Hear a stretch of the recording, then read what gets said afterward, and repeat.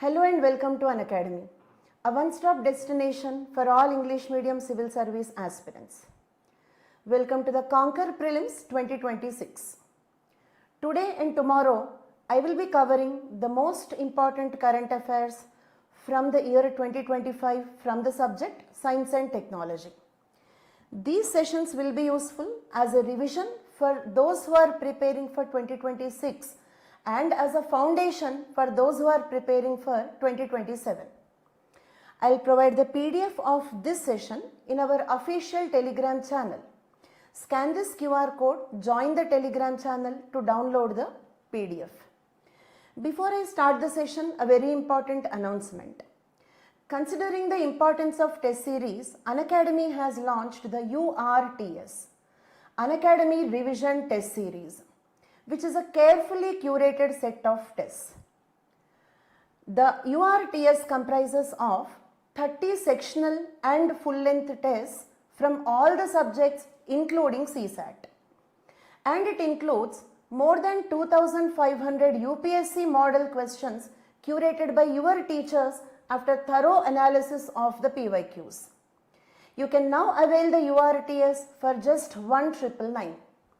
And it also comes with a money back guarantee, that is, if you find these tests didn't help you in your preparation, you can avail for the money return. For more details, check the description given below. Let us now continue with the session, a complete 1 year current affairs, the 2025 year current affairs from Science and Technology. I hope my audio video is clear. Do let me know in the comments. Is my audio video clear?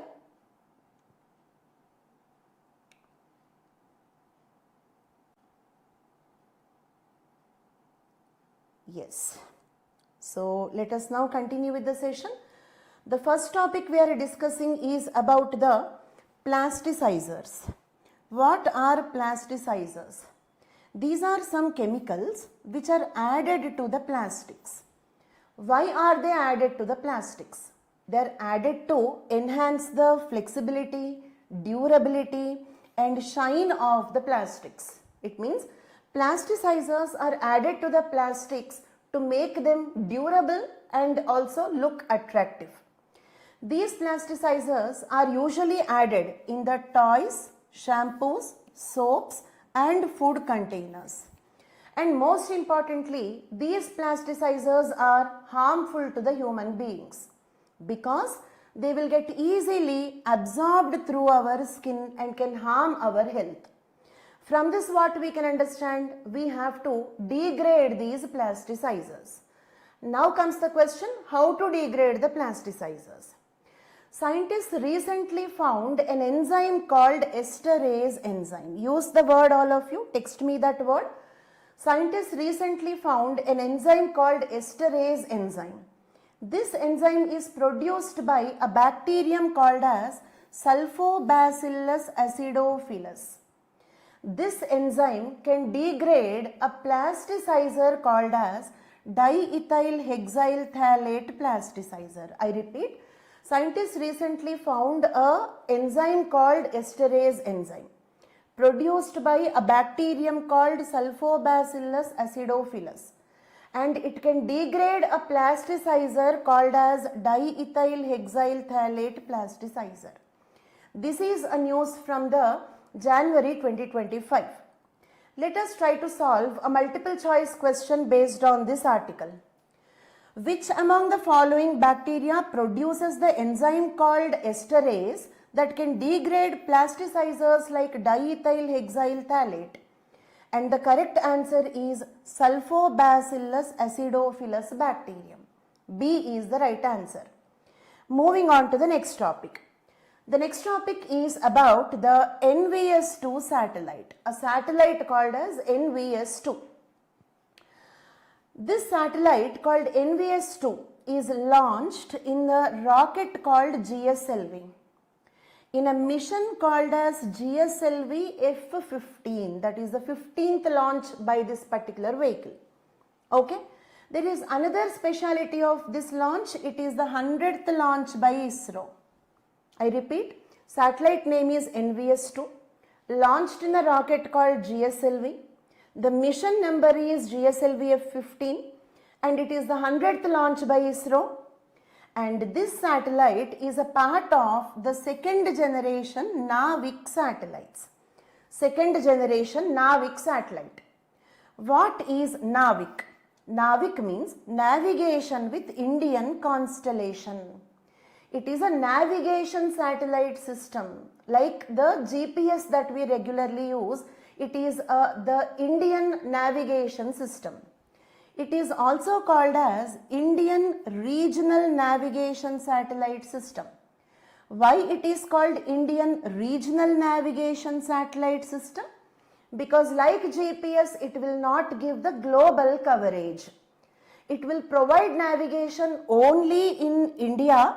It will provide navigation only in India and 1500 kilometers around the country, not the global coverage. We will get coverage from this NavIC or IRNSS only in India plus 1500 kilometers around the country. This NavIC system, which is also called as IRNSS, is currently operational with 7 satellites. 7 satellites are there in this satellite system. In these 7 satellites, 3 are there in the geostationary orbit and 4 satellites are there in the geosynchronous orbit. Geostationary orbit is such an orbit where the satellite looks as if it is not moving. It will look stationary when we see from the Earth. Therefore, it is called geostationary. Whereas geosynchronous orbit is, if we see a satellite from the Earth, okay, it also moves at the same speed as Earth. Okay, in a geosynchronous orbit, the satellite moves at the same speed as Earth. This is briefly about geostationary orbit and geosynchronous orbit. 3 satellites in this NavIC system are in the geostationary and 4 are in the geosynchronous. But one of them, which is called as IRNSS, okay, one satellite called IRNSS-1E, its lifespan is completed. One of the older satellites in the NavIC system's lifespan is completed. That is the reason why we sent the NVS-2 to replace this older satellite.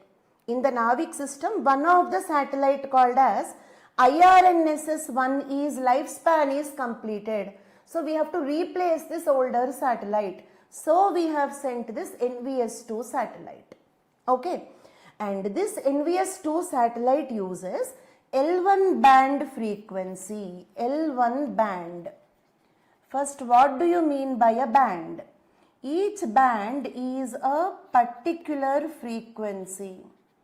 Each band is a particular frequency.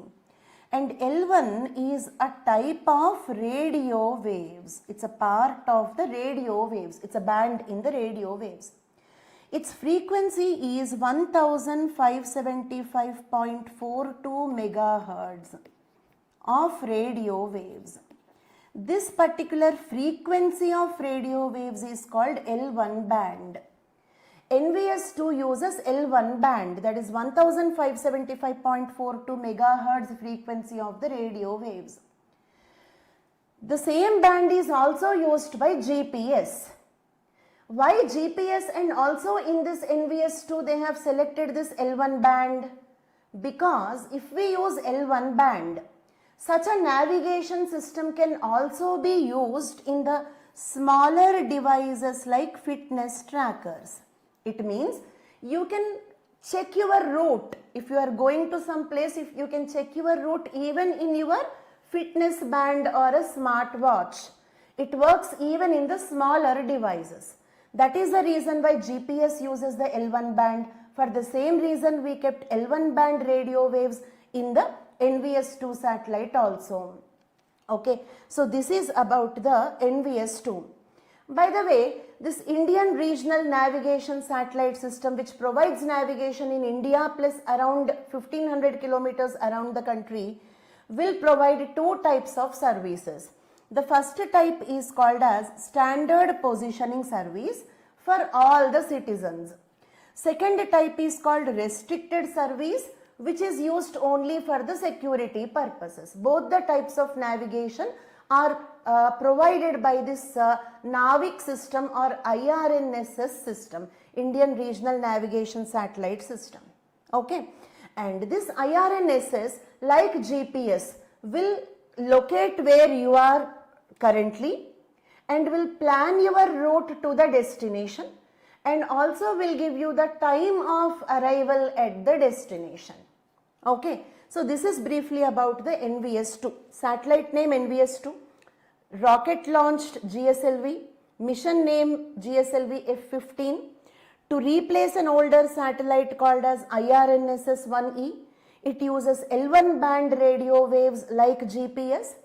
NavIC system IRNSS is a regional navigation system which will provide navigation in the country plus 1500 kilometers around, and it provides two types of services: standard positioning service for all the citizens and restricted services only for the strategic use for the security purposes.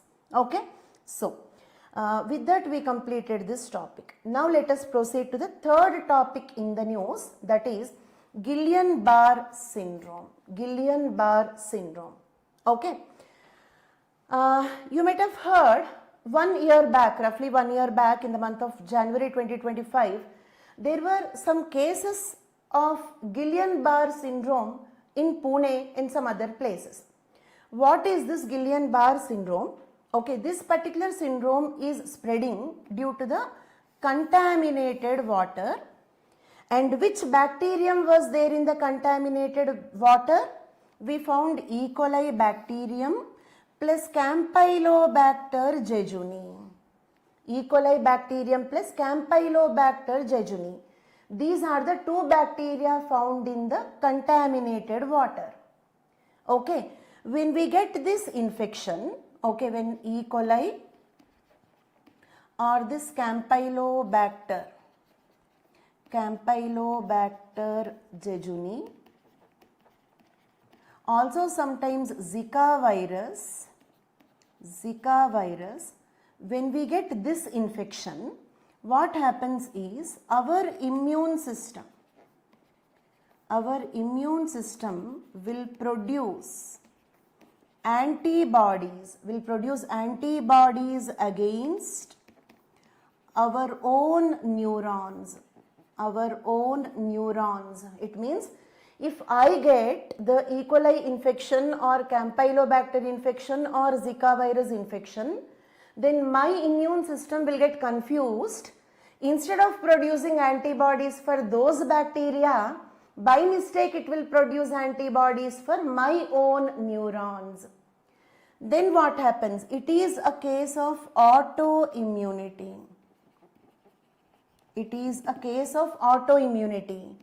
Because of this, what happens? Because of this, the lower part of the body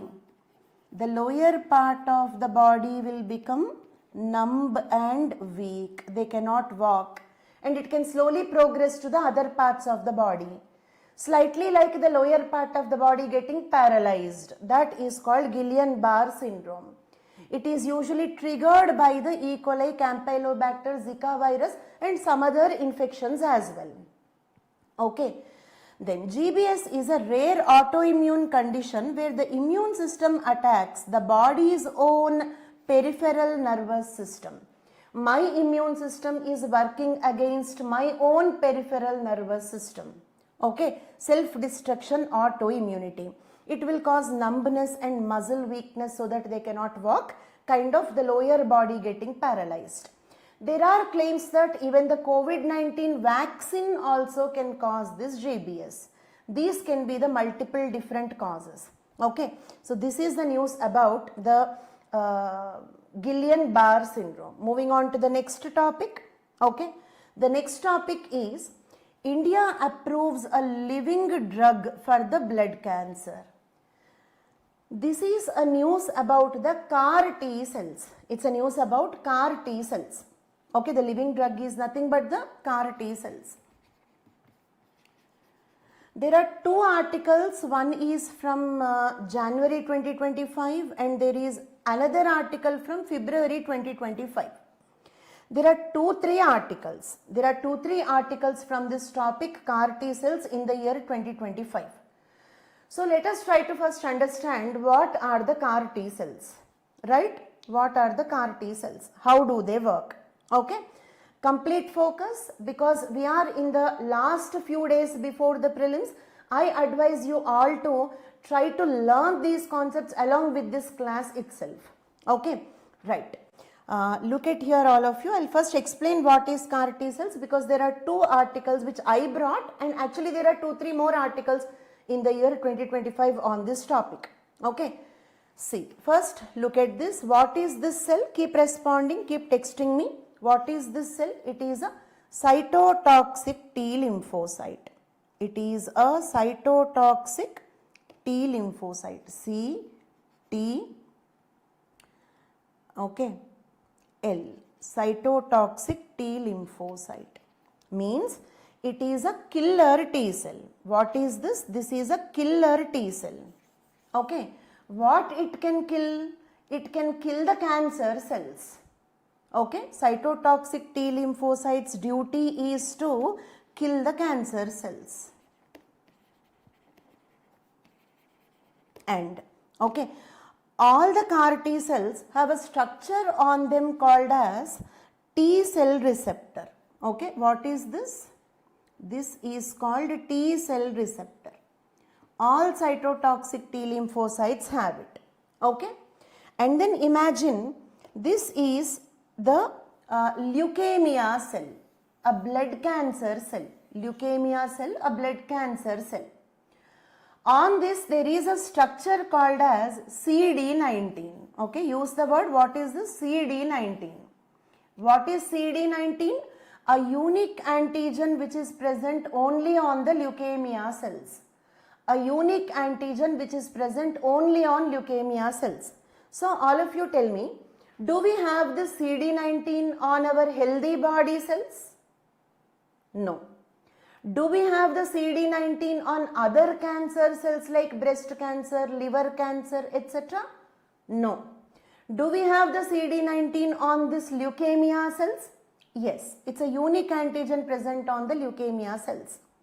Then what we have done is, we have added CD19 antibody to this. We have added CD19. What is this red color structure?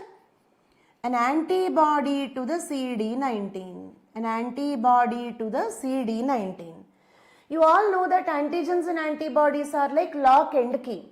CD19 antibody will bind to the CD19. There will be a binding between these two. Okay.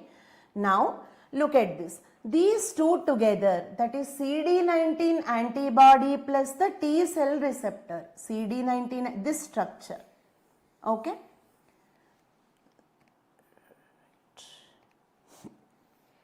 This structure, the T cell receptor plus CD19 antibody, the T cell receptor plus CD19 antibody.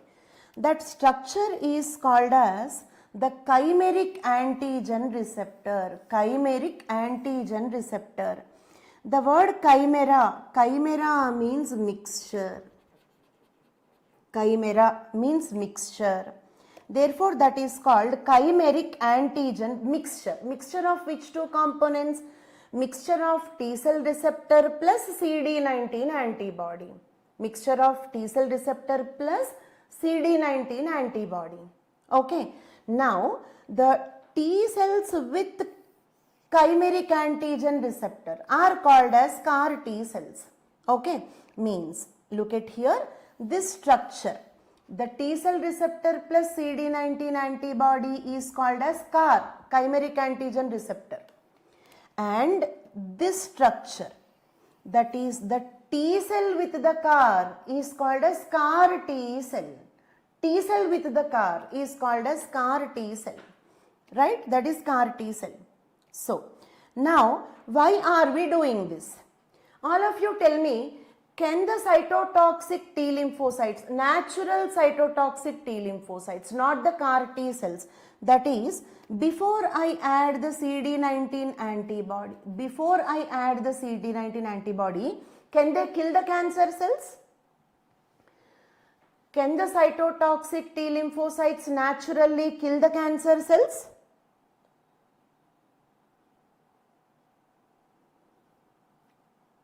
Yes, they can kill. Okay. Cytotoxic T lymphocytes can naturally kill the cancer cells. But, okay, they are random. They are not specific only to the leukemia cells. They can kill cancer cells in general. Like, for example, can a dog bite the people? Yes, a dog can bite the people. Is it clear? But can a normal dog specifically catch a terrorist? No. Okay. Like that, it is like a normal cat which is not trained. Okay. A normal cytotoxic T lymphocyte is like a normal dog which is not trained. The CAR T cell, it means after I add this CD19 antibody, it is a trained sniffer dog. For it, by adding this CD19 antibody, it is like showing the smell of a terrorist. I have shown the smell of the terrorist clothes to it. It means by adding this CD19 antibody, I have made it specific to this particular leukemia cell. Now, this is like a police-trained sniffer dog who has already seen the smell of the terrorist. Now it can go and specifically catch the terrorist. The terrorist here is this leukemia cell. Okay. I repeat, this time you all answer this. Can a normal cytotoxic T lymphocyte kill the cancer cells? All of you very fast. Can a normal cytotoxic T lymphocyte kill the cancer cells? Yes. But can it specifically target the leukemia cells? Can it specifically target the leukemia cells? No. It cannot specifically target the leukemia cells. Very good. Okay. But by adding this CD19 antibody, after adding this, can this specifically recognize the leukemia cells? After adding the CD19 antibody, can it specifically target the leukemia cells? Yes. That is called CAR T cell. Okay. So in this CAR T cell, what is the procedure? Procedure also I have given here. Carefully look at here. Take out the, say for example, there is a cancer patient. Step 1, collect the T cells from his body. Okay, there is a cancer patient, collect the T cells from his own body. And then add the CD19. Means you made the CAR T cells.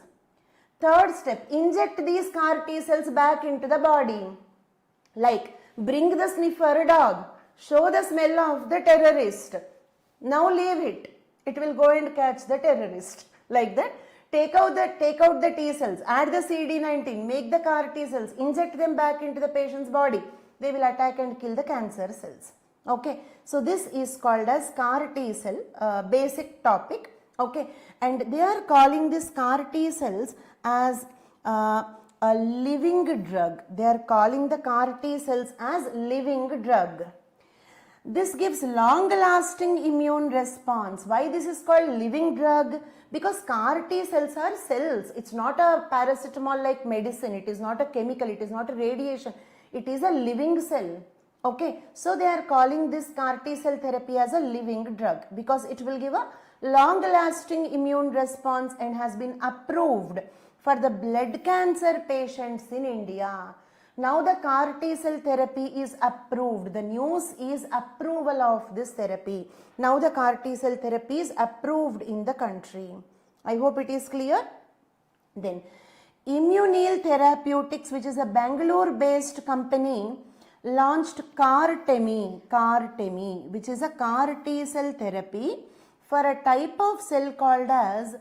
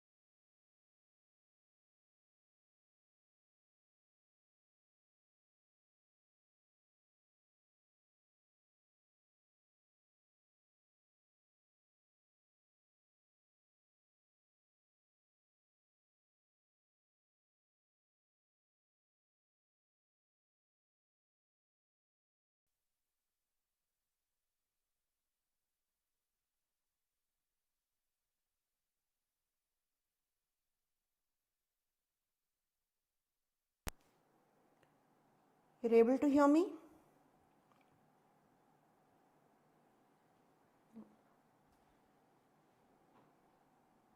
You're able to hear me now? Okay. That's fine. Thank you.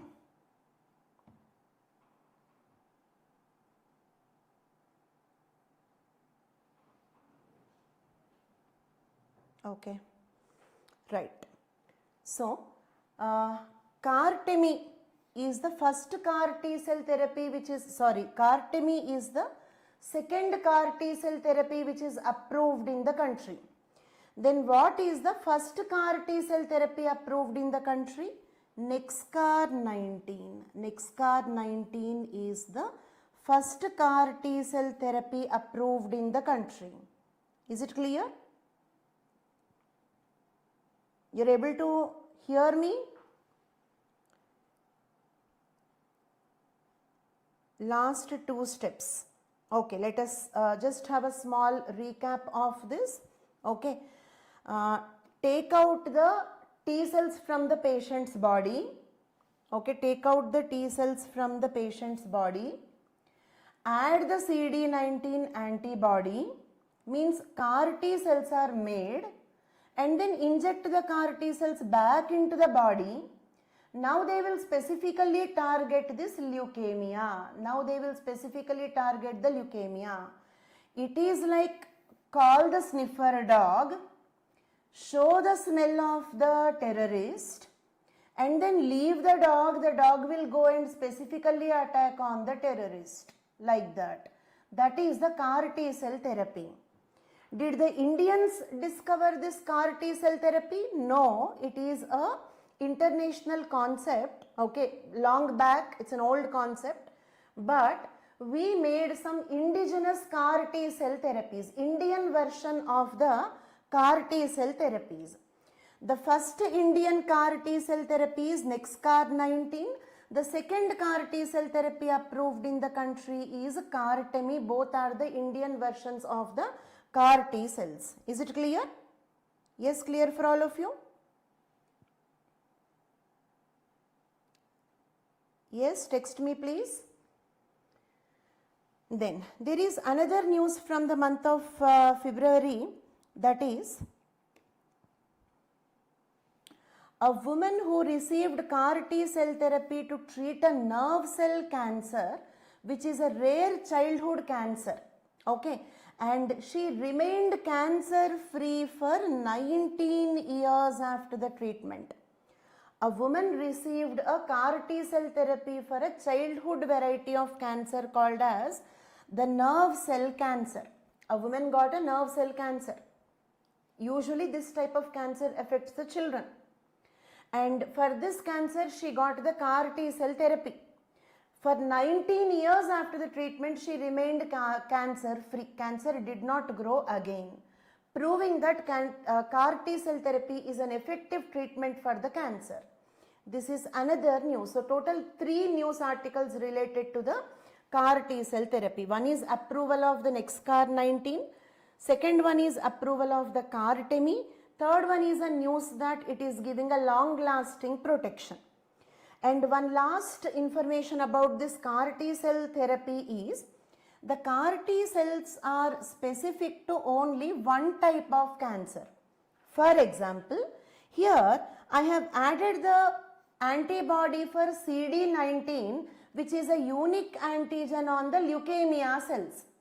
So do you think this particular CAR T cell will work on the breast cancer or liver cancer or prostate cancer, etc.? Or is it specific only to the leukemia cells which contain this antigen? Yes? This will be only to the leukemia cells which contain the CD19 antigen. Okay, this particular CAR T cell do not work for the other cancers. But can I make different CAR T cells for the other cancers also? Yes, we can make CAR T cells for different types of cancers. But the CAR T cells made for one cancer do not work for the other types of cancers. Is that clear? Right. So these are the news about the CAR T cell therapy. Now moving on to the next topic. Okay, the next topic is ISRO successfully demonstrates Vikas engine restart capacity. Okay, so they wanted to see whether the Vikas engine can restart or not. Okay, the Vikas engine is a family of hypergolic liquid fuel. What do you mean by this word hypergolic? Hypergolic liquid fuel means you don't have to ignite this liquid fuel. Okay, you just take the fuel and add oxidizer to it. I hope you all know that fuel should undergo combustion. In the school days we studied that combustion is nothing but an oxidation process. I mean burning will occur only in the presence of oxygen. For example, you keep a candle in a container and close the container, the light will go off, it cannot burn. Burning happens only in the presence of oxygen. Why? Because burning or combustion is an oxidation reaction. Okay, so you take fuel, add oxidizer, then it will automatically undergo combustion. I mean, you don't have to ignite it, you don't have to put a matchstick, you don't have to burn it from outside. Okay, ignite spontaneously upon contact with the oxidizer. Okay, such liquid fuel is called as hypergolic liquid fuel. The Vikas engine is a family of hypergolic liquid fuel rocket engines developed by ISRO. It powers the liquid stage of PSLV, GSLV, LVM. PSLV, Polar Satellite Launch Vehicle, we call it as the workhorse of ISRO. GSLV, Geosynchronous Satellite Launch Vehicle, we call it as the Fat Boy or the Bahubali of ISRO. LVM-3 is the recent name of GSLV Mark III. GSLV Mark III is currently being called as LVM-3. In all of them we use liquid stages. Those liquid engines are nothing but the Vikas engines. We use Vikas engine in PSLV, GSLV, GSLV Mark III, that is LVM-3. In all of them we use liquid engines. These liquid engines are called as Vikas engines. Okay. The Vikas engine operates using a combination of unsymmetrical dimethyl hydrazine as a fuel and nitrogen tetroxide as an oxidizer. Nothing to explain, it is a fact you have to memorize. Name of the fuel, name of the oxidizer. These are the fuel and oxidizer used in the Vikas engine. Okay, and what is the news here? The news is ISRO successfully demonstrated the restart of the Vikas engine. I mean, I can switch it off and switch it on once again. Restart of the Vikas engine. Is it clear? That is the news. Now, moving on to the next topic. Now, I have categorized this as a theme. That is some news articles related to nuclear technology related news.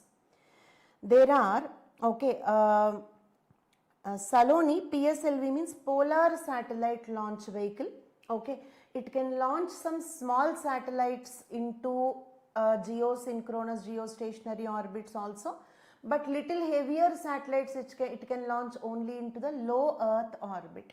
It is a lightweight rocket that ISRO possesses. It is the most important rocket that the ISRO possesses, so we call it as the workhorse of ISRO. We have even launched our Mangalyaan mission in this PSLV only. Okay, it is the most important rocket which launched most of the satellites in ISRO. Right? Okay, Saloni? Right. Okay, now we are moving on to the next topic, that is some news articles related to the nuclear technology. And there are 5 news articles related to this topic. Okay, I have from different months all over the year. So I have categorized all of them into this theme. Okay, can we proceed? Right. Nuclear technology. Okay. First topic is about the small modular reactors, which are also called as pocket N plant. Pocket N plant. What do you mean by a pocket implant? That is the other name of small modular reactor. That's the other name of small modular reactor. Why are they called small modular reactors? First of all, they are small. Okay. And second one, they are modular. Modular means what? They are factory assembled.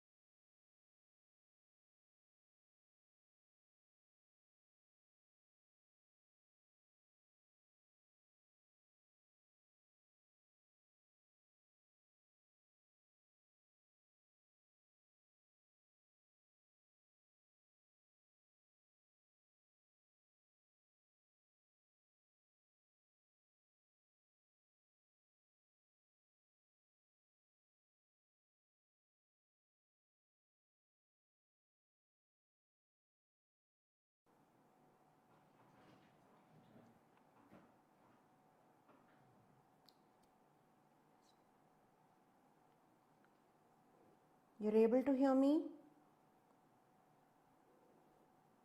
You're able to hear me? Okay. Right. There is no issue with the internet, some problem with the software. Let us see. Let's see if it happens. So right now the topic we are discussing is a small modular reactors, which are also called as pocket implants. They are called small modular reactors because they are small in size, and modular. Modular meaning is what? A factory assembled unit can be transported to the location. They are not built at the location. A pre-assembled unit will be delivered to the location. That is modular reactor. Reactor is a instrument where the nuclear fission occurs. Nuclear fission occurs. The fission will generate the heat energy. The heat energy is converted into electricity. The heat energy is converted into electricity.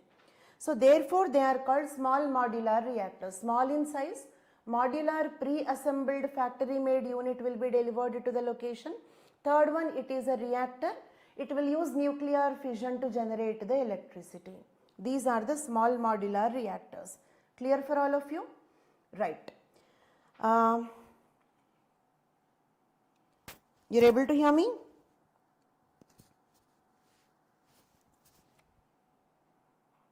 Yes?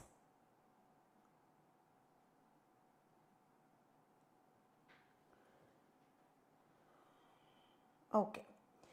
So now let us see a few basic points about the nuclear fission. Okay.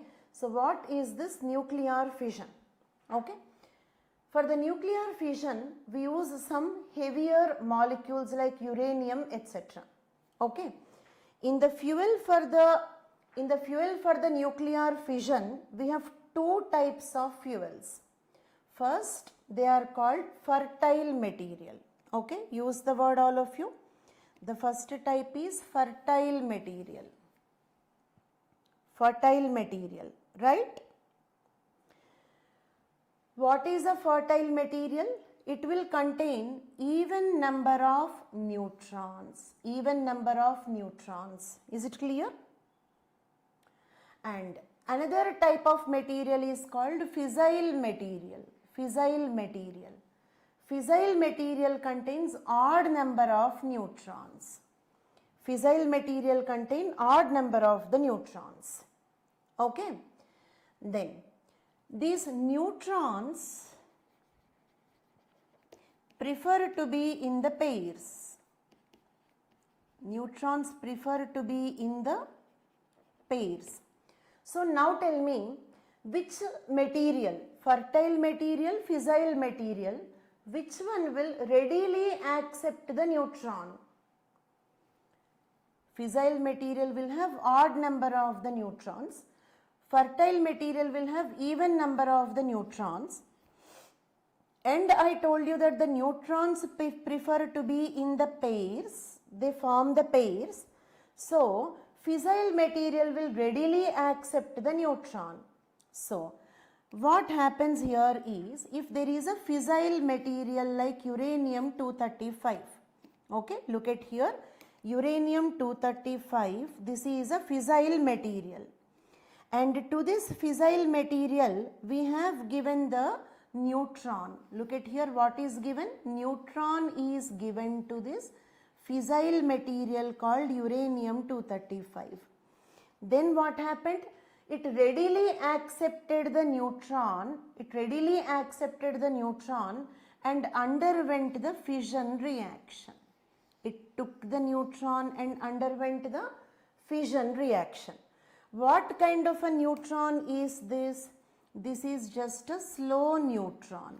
Slow neutron means a neutron which is coming with low velocity, not a very fastly traveling neutron. Is that clear? Then, now focus on this. This is fertile material. Example, thorium-232. Fertile material example, thorium-232. Okay.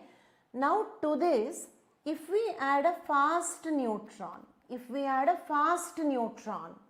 then what happens? It cannot undergo the fission. Okay, first of all, what is fission? One heavy atomic nucleus splitting into two light atomic nuclei is called as fission. A heavy atomic nucleus splitting into two light atomic nuclei is called fission. Fertile materials are like inert materials. They cannot undergo. It's like an inert material. They cannot undergo the fission. Okay. So, if you add if you add a fast neutron to a fertile material, then it will undergo a process called transmutation. Use the word. If a fast neutron is added to a fertile material, it will undergo transmutation to convert into a fissile material. It will undergo transmutation to convert into a fissile material, right? Then if you add a slow neutron to this, then the fissile material will undergo fission. I will ask you a few questions based on the information that I have given. Try to answer it. If I take a fissile material plus add a slow neutron, tell me what happens to it. If I take a fissile material and add a slow neutron, what happens to it? It will undergo fission. If I take a fertile material if I take a fertile material and add slow neutron to it, what happens? Nothing. Nothing. It will not react. It will not react. Is it clear? Then, if you take a fertile material plus add a fast neutron to it, then it will undergo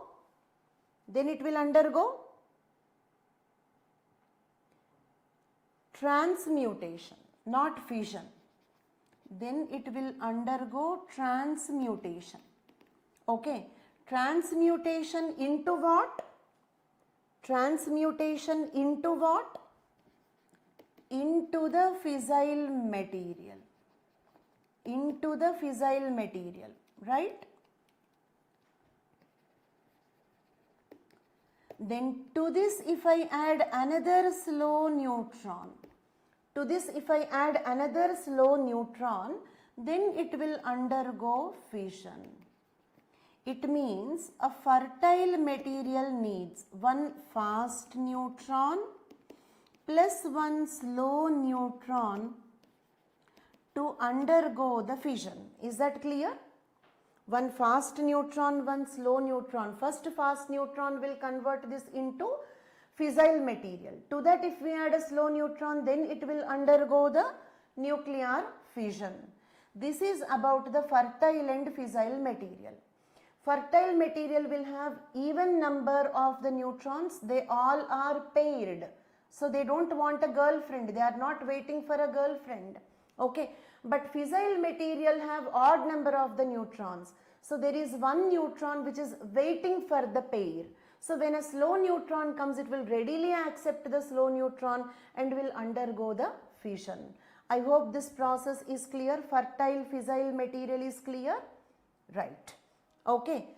Now, there is another term here called as natural uranium. Natural uranium means the uranium as we get in the ores. The uranium as we get in the ore. It is a combination of 99.3% fertile material, uranium-238, plus 0.3% uranium-235. That is the fissile material. So all of you tell me, in the natural uranium you have more fertile material or fissile material? In the natural uranium you have more fertile material or fissile material?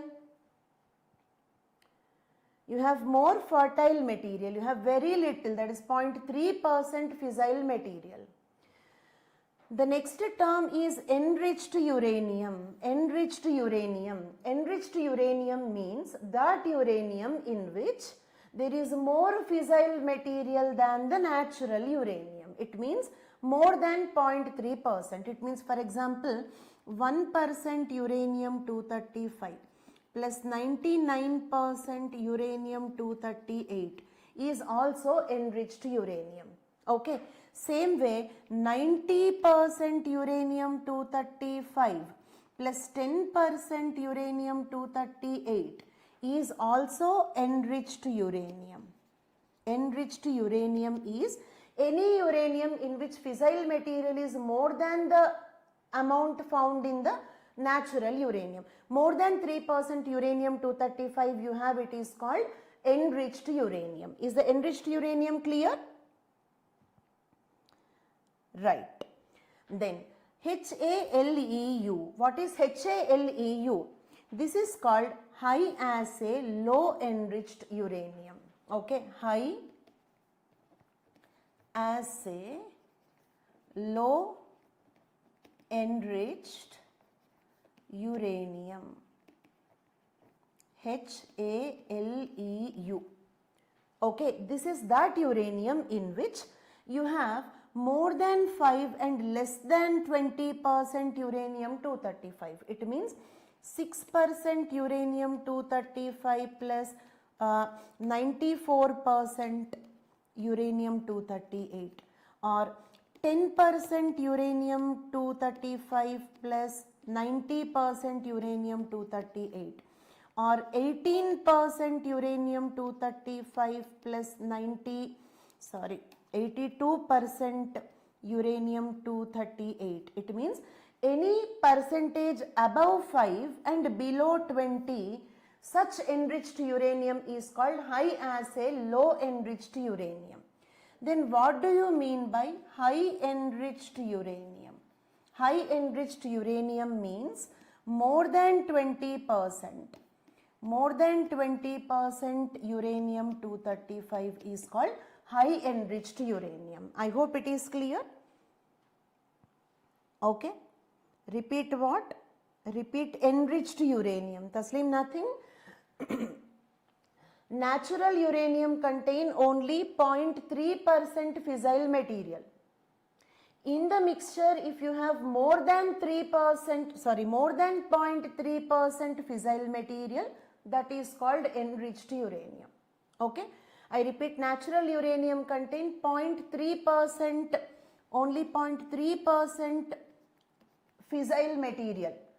But in the uranium mixture, if you have more than 0.3% enriched uranium, more than 3% fissile material, it is called enriched uranium. Is it clear? Okay. So tell me, enriched uranium, a few questions all of you. Enriched uranium should have more than dash percentage of the fissile material. Everybody. Enriched uranium should have more than dash percentage of the fissile material. More than dash percentage of the fissile material. More than 0.3%, not 3%, more than 0.3%. Okay? Right. What do you mean by high assay low enriched uranium? HALEU, high assay low enriched uranium. It should be above dash, below dash. What should be the range of the fissile material in that? Yeah, 0.7%, right, 0.7%. Okay. Natural uranium will have 0.7% uranium-235. Natural uranium will have 0.7% uranium-235. Anything above that is enriched uranium. Anything above that is enriched uranium. Okay. Sorry, not 0.3%, 0.7%. Okay. Simple. Natural uranium. Okay. Uranium-235, uranium-238. First, natural uranium, 0.7, 99.3, 99.3. Okay. Enriched uranium, okay, above 0.7%, any percent above 0.7. High assay low enriched uranium. Okay. High assay low enriched uranium. Above 5. Below 20% of uranium-235. Okay. Then you will have 80 to 95% of uranium-238 will be there. Then high enriched uranium means above 20%. Okay. And this should be below 80% uranium-238. Next, weapon grade uranium. Weapon grade uranium is 90% fissile, only 10% fertile. This is fissile material. This is fertile material. Is the terminology clear? Okay. Now, so first we have seen what is a small modular reactor. It is called small modular reactor because it is small in size. Modular because a pre-assembled unit will be delivered to the location. Reactor because it will use nuclear fission, that is a heavy nucleus splitting into two, okay, to generate the electricity. So therefore it is a small modular reactor. Then after that we have seen some terminology, that is fertile material, fissile, natural uranium, enriched uranium, low enriched, high enriched, weapon grade uranium, etc. Okay, and then we have types of the reactors here. Check this, types of the reactors. It is a large conventional reactor. It can generate, okay, 700 plus megawatts of electricity. Small modular reactors can generate only 300 megawatts of electricity. And we have micro reactors that can generate only 10 megawatts of electricity. So a very small reactor is called micro reactor. Little larger one is called small modular reactor. The larger one is called as large conventional reactor. Is it clear? Then what are the advantages of the small modular reactors? They can be deployed incrementally. It means, let us suppose in one place initially the requirement was less. So they have taken a small modular reactor. Now the usage of the electricity increased. So what they can do is they can add one more unit to it. Can be deployed incrementally to match the increasing energy demands. Micro reactors can be used as an alternative to diesel generators. For example, in your apartment complex or office complex, we use generator to work when there is power cut. Instead of diesel generator, we can use this micro reactors. Okay. They are passive systems. It means they have auto turn off options. In the case of any earthquake or a fire accident, they will get auto turn off. So they are safe to use. Next, SMRs require low enriched uranium. Means you don't need very high amount of the fissile material. In the mixture. Less enriched uranium is sufficient. Usually we use HALEU. That is 5 to above 5, below 20% of the uranium-235. Okay, low enriched. It is a type of low enriched. High enriched means what? Above 20%. Is it clear? Low enriched uranium is sufficient.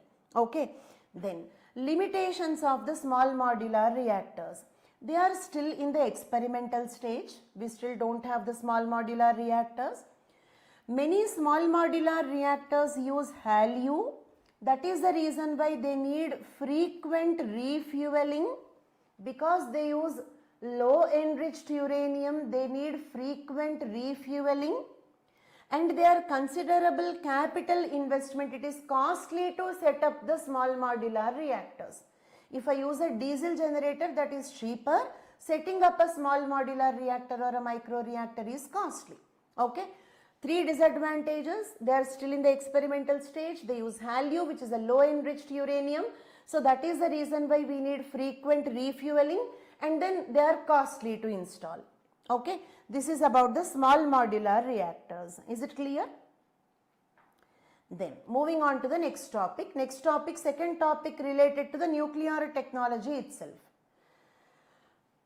China recent nuclear fusion breakthrough. Okay, complete focus here, all of you. The second topic we are discussing here is about a fusion reactor.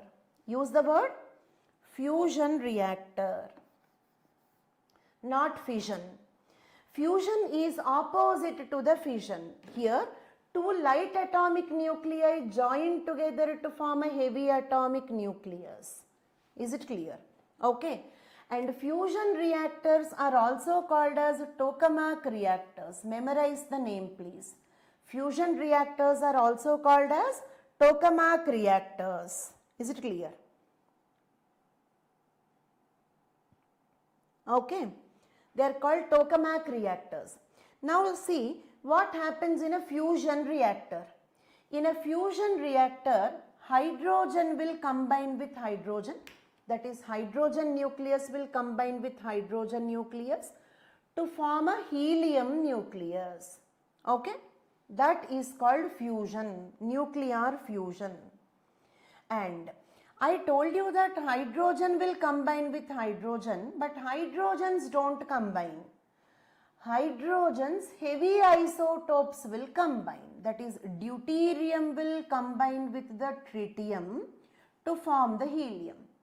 Deuterium combines. Look at here, this is the reaction. Okay, focus here all of you.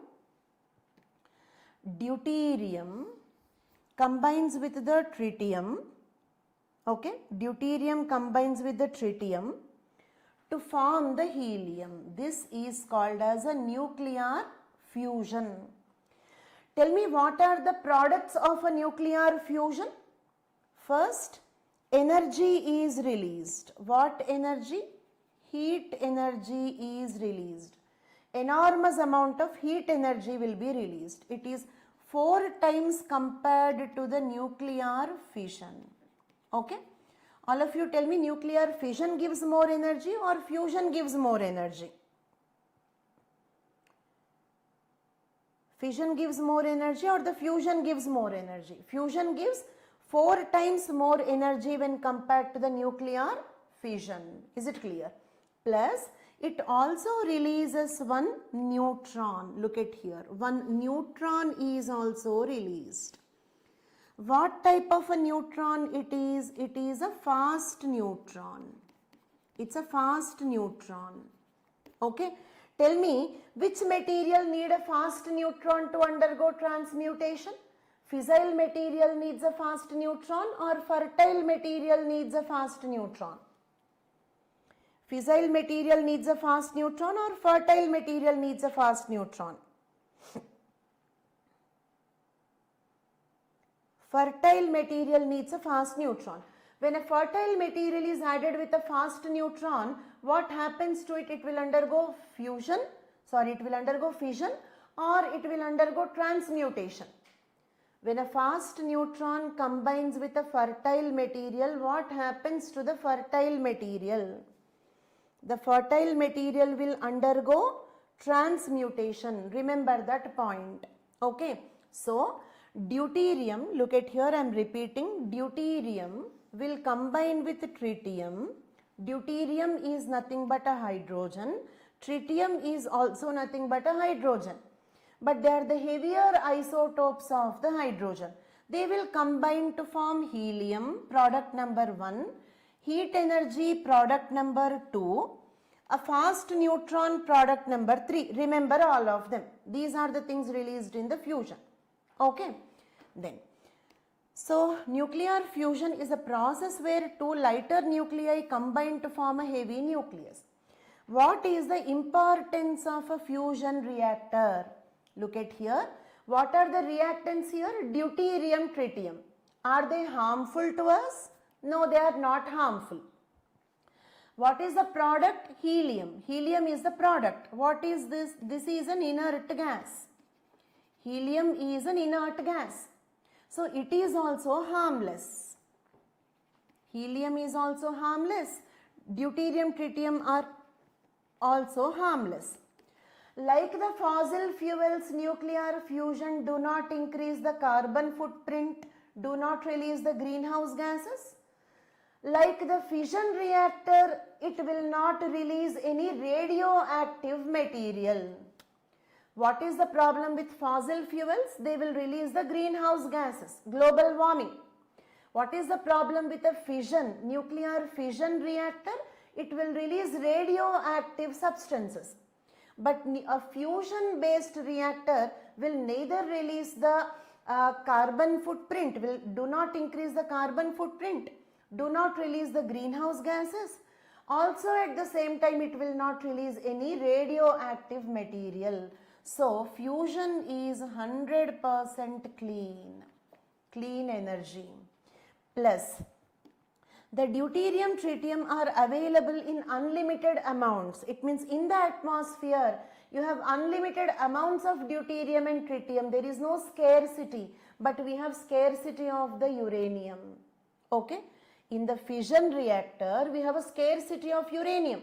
But for a fusion reactor, you don't have a scarcity of hydrogen or deuterium and tritium. It means also though there is no need of mining process. We need not do any mining of the deuterium and tritium. But if it is uranium, We have to do the uranium mining, thorium mining. Mining also increases the pollution. Mining also will displace the tribal people in the forests. There are a lot of problems with the mining. Here there is no need of mining, unlimited amount of deuterium, tritium. Reactants are also harmless, product is also harmless. Is it clear?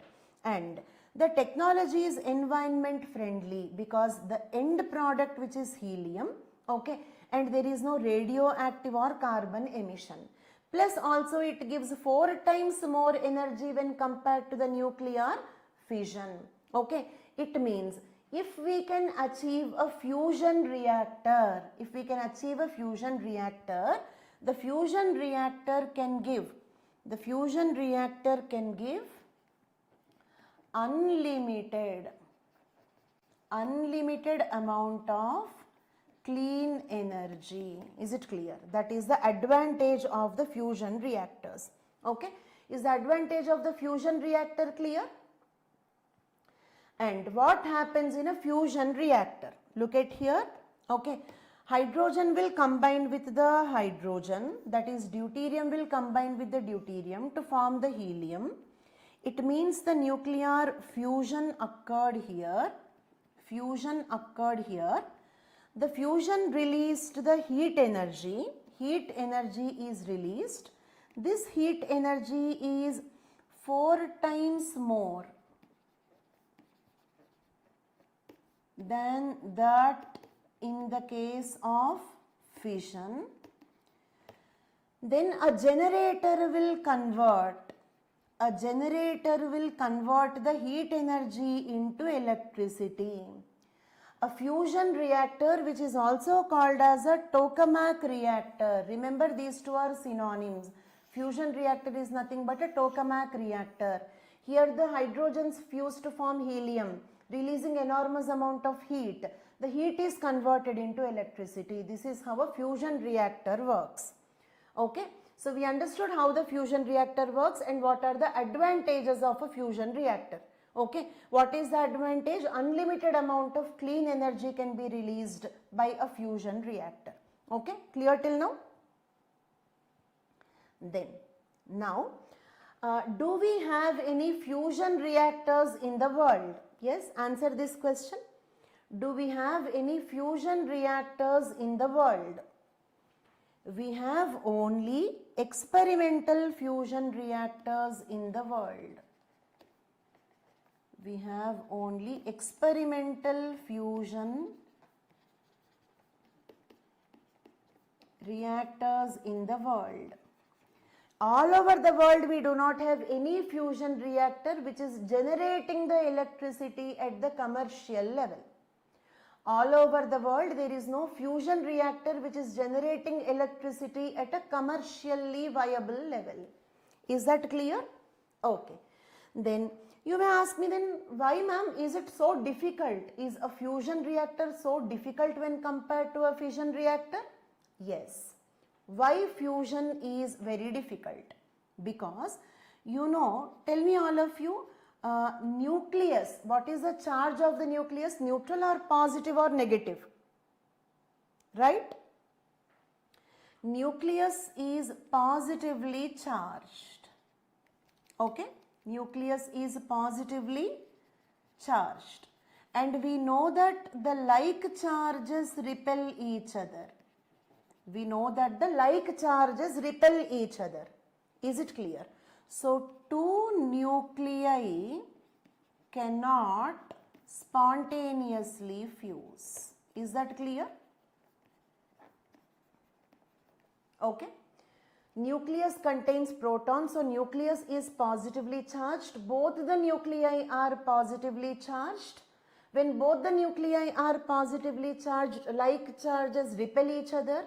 So, two nuclei cannot spontaneously fuse. Is it clear? So, from this what we can understand?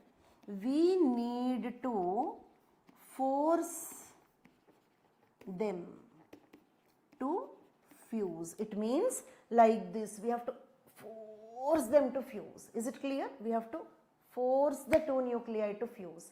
Then only they can fuse. Is it clear? Right?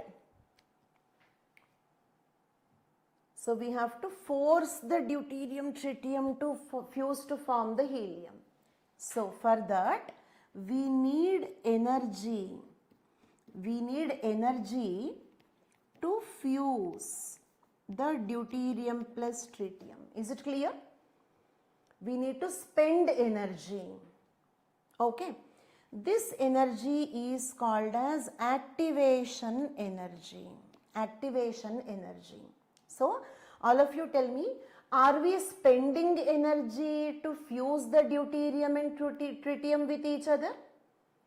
Are we investing? Are we spending the energy to fuse the deuterium and tritium together? Everybody? Yes, we are using energy. Also, does the fusion, okay, fine, I have forced the deuterium and tritium to fuse. Now they fused. On fusion, they release energy. Fusion also releases energy.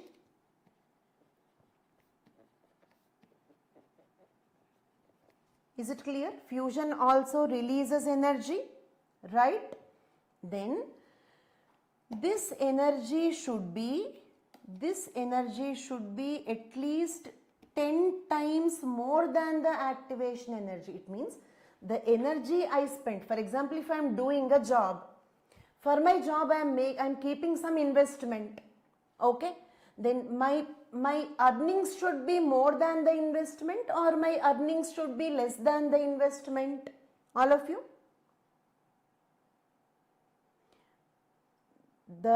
My earnings should be more than what I have invested in the business, or my earnings should be less than what I have invested in the business? More. Okay. Minimum 10 times. 4 times. Some of you said 4 times. That is comparison with nuclear fission. Fusion gives 4 times more energy than the fission. One atom fuses. You will get 4 times more energy when compared to one atom undergo fission. Okay. This is comparison between energy invested to fuse them, energy released after fusion. I hope the difference is clear. Minimum 10%. Minimum 10 times more than the energy. It means if I do business, my profit in the business should be minimum 10 times more than the capital I have invested. Something like that. Is it clear? Then only the fusion reactor will be commercially viable. Then only there is some use of doing this business like that. I hope it is clear for all of you. Okay. Then, so this is a big challenge. In the world till date, nobody could achieve this as of now. 10 times is a distant matter, could not even equalize it. It means not even break even. Okay, you have done a business, but it's not break even also. Okay, your investment is more than the profit.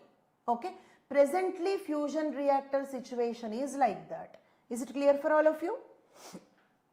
Okay, but there are several experimental reactors. One of them is called as yeast. Okay, experimental advanced superconducting Tokamak reactor. Tokamak reactor means what? A fusion reactor. Tokamak reactor means a fusion reactor. Okay, it is also called as artificial sun. Why a Tokamak reactor can be called as an artificial sun? Tell me, sun and the other stars release radiation. Sun and the other stars emit the radiation. And that radiation is coming from the nuclear fusion only. What is happening in our sun? So that the sun is emitting a lot of energy. Fusion of the hydrogen, formation of the helium. Okay. So, in the Tokamak reactor also the same reaction occurs as it occurs in the sun. So, it is like an artificial sun. Okay. Tokamak reactor is like an artificial sun. Okay, one Tokamak reactor is yeast, which is called artificial sun, number 1.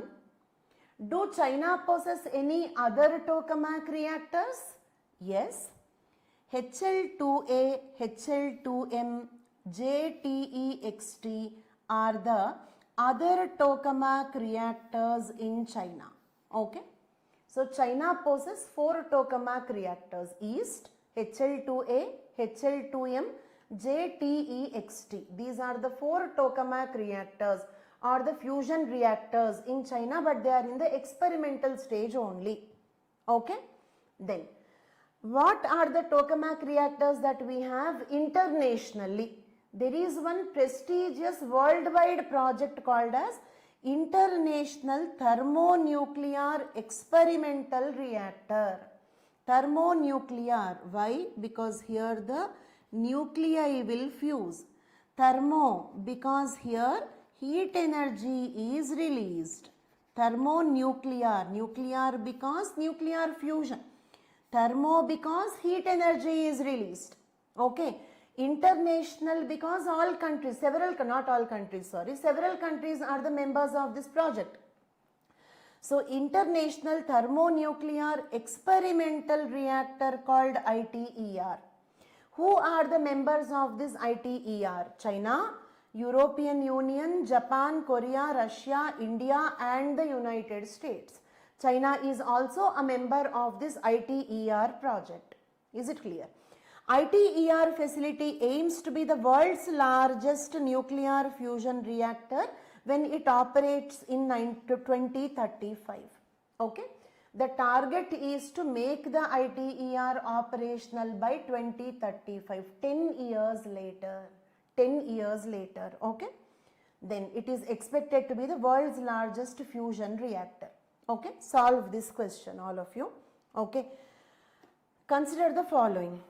Deuterium and tritium are available in unlimited amounts? Correct.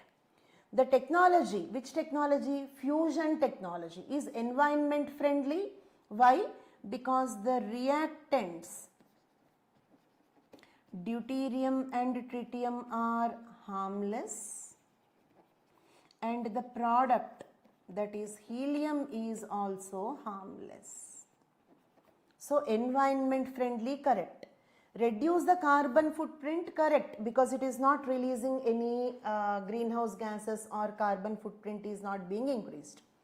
Huge amount of energy, yes, 4 times compared to the fission reactors. Okay, so all the above are correct. Okay, which of the above are incorrect?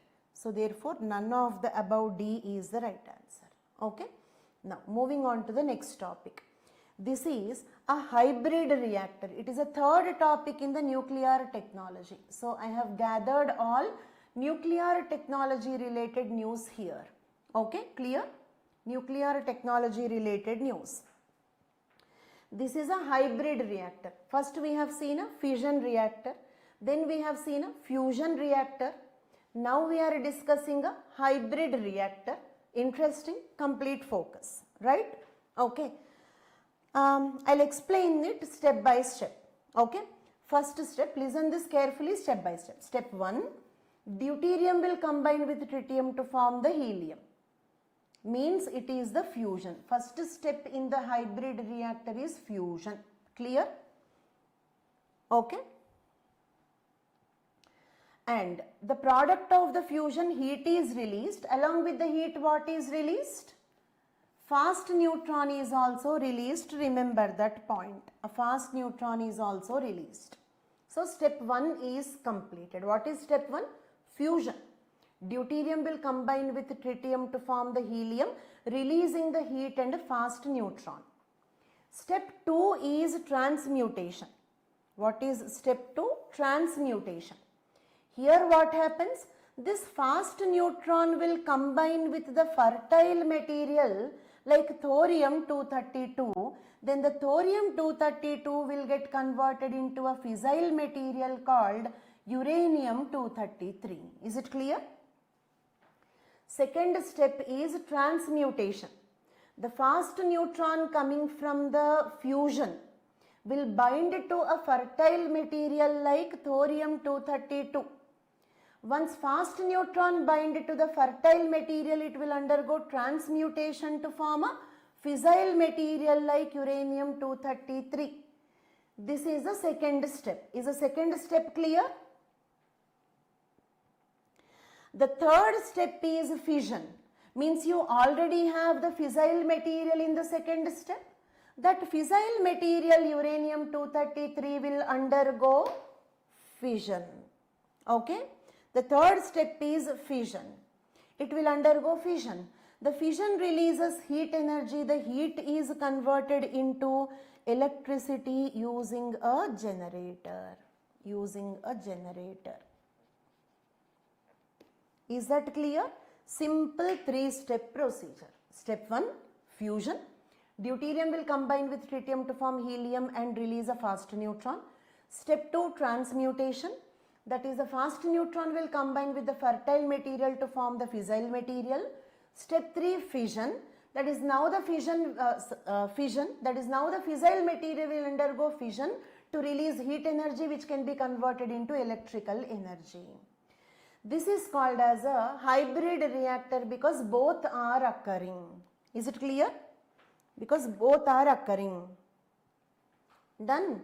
Now, look at here. What are the advantages of the hybrid reactor? First one, full abundance of the hybrid reactors can be readily available uranium isotopes. It means the problem is, okay, look at here. Tell me, what is the problem with a fission reactor? Natural uranium. Natural uranium is only 0.7% fissile. Okay, 99.3% fertile. Uranium-238 means there is scarcity. There is scarcity of fissile material. Agreed? There is scarcity of fissile material. Agreed? Uranium-233 like that. Therefore, okay, we can use fusion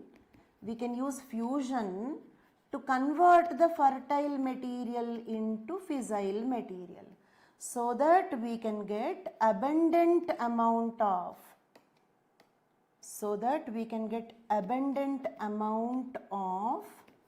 fissile material. Is the purpose clear? I repeat, in the natural uranium you have only 0.7% uranium-235. Means we have a scarcity of the fissile material. So what we are doing in this hybrid reactor? First we are doing the fusion. The fusion releases a fast neutron that will combine with fertile material and converts it into fissile material. It means you will get abundant amount of the fissile material. Okay, so we use the purpose of the hybrid reactor. The purpose of the hybrid reactor is to produce more fissile material. That is the purpose. Clear for all of you? That's all. Okay. Then reduced demand on the fusion technology. It means, I told you in the fusion reactor what is the problem? The profit should be 10 times more than the investment, which is not happening. Okay. Break even also not possible. So therefore, here that problem will not be there, because tell me, in a hybrid reactor, the energy is coming from the fusion or fission? Tell me. Look at this and all of you answer. In a hybrid reactor, the energy is coming from the fission or the fusion? Energy is coming from the fission. We are using fusion for the fast neutron. Look at the star mark. Okay. Why am I using the fission? I am using the fission only for the fast neutron. That's all. Not for energy. Not for electricity. Okay. So that is the reason why that 10 times profit requirement we don't have. There is no need of Okay, 10 times more energy than the activation energy. Is it clear? This is another advantage. Is it clear? Right. Then improved safety. Hybrid reactors are safer than the fusion reactors. Hybrid reactors are safer than the fusion reactors. But what are the challenges? Technically, this is more complex than fusion reactor plus fission reactor. Then radioactive waste produced by the fission, finally we are doing the fission.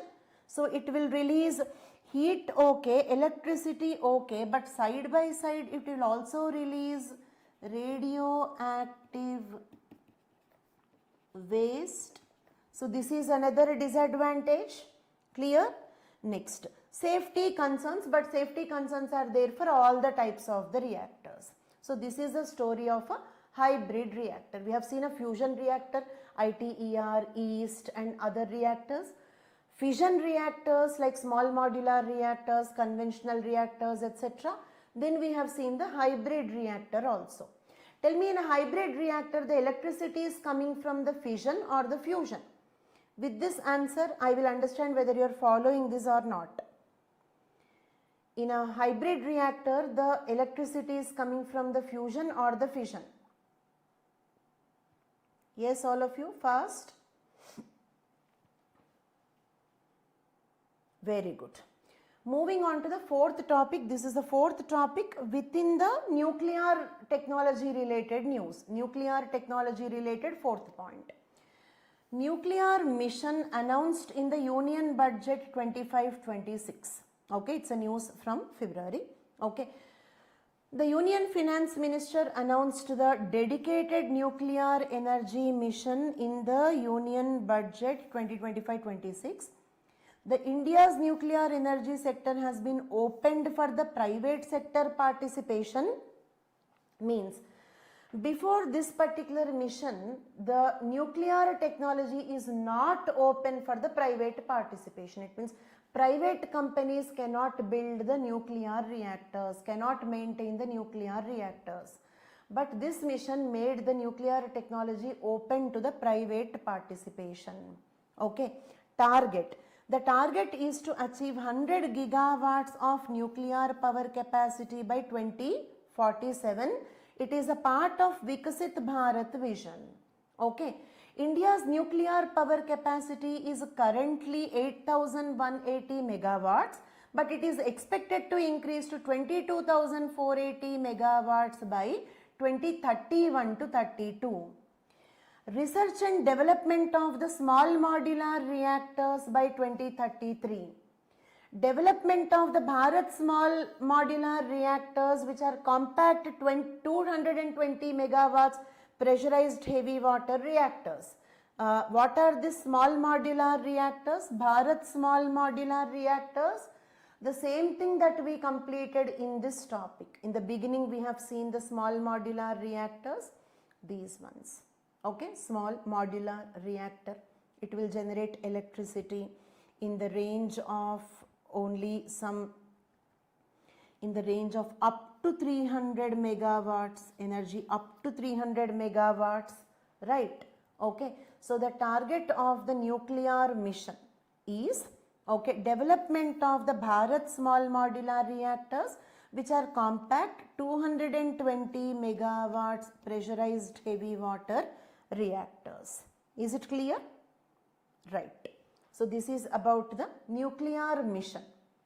Fifth topic and the last topic in the nuclear technology is the Shanti Act 2025. Shanti Act 2025. Okay, right?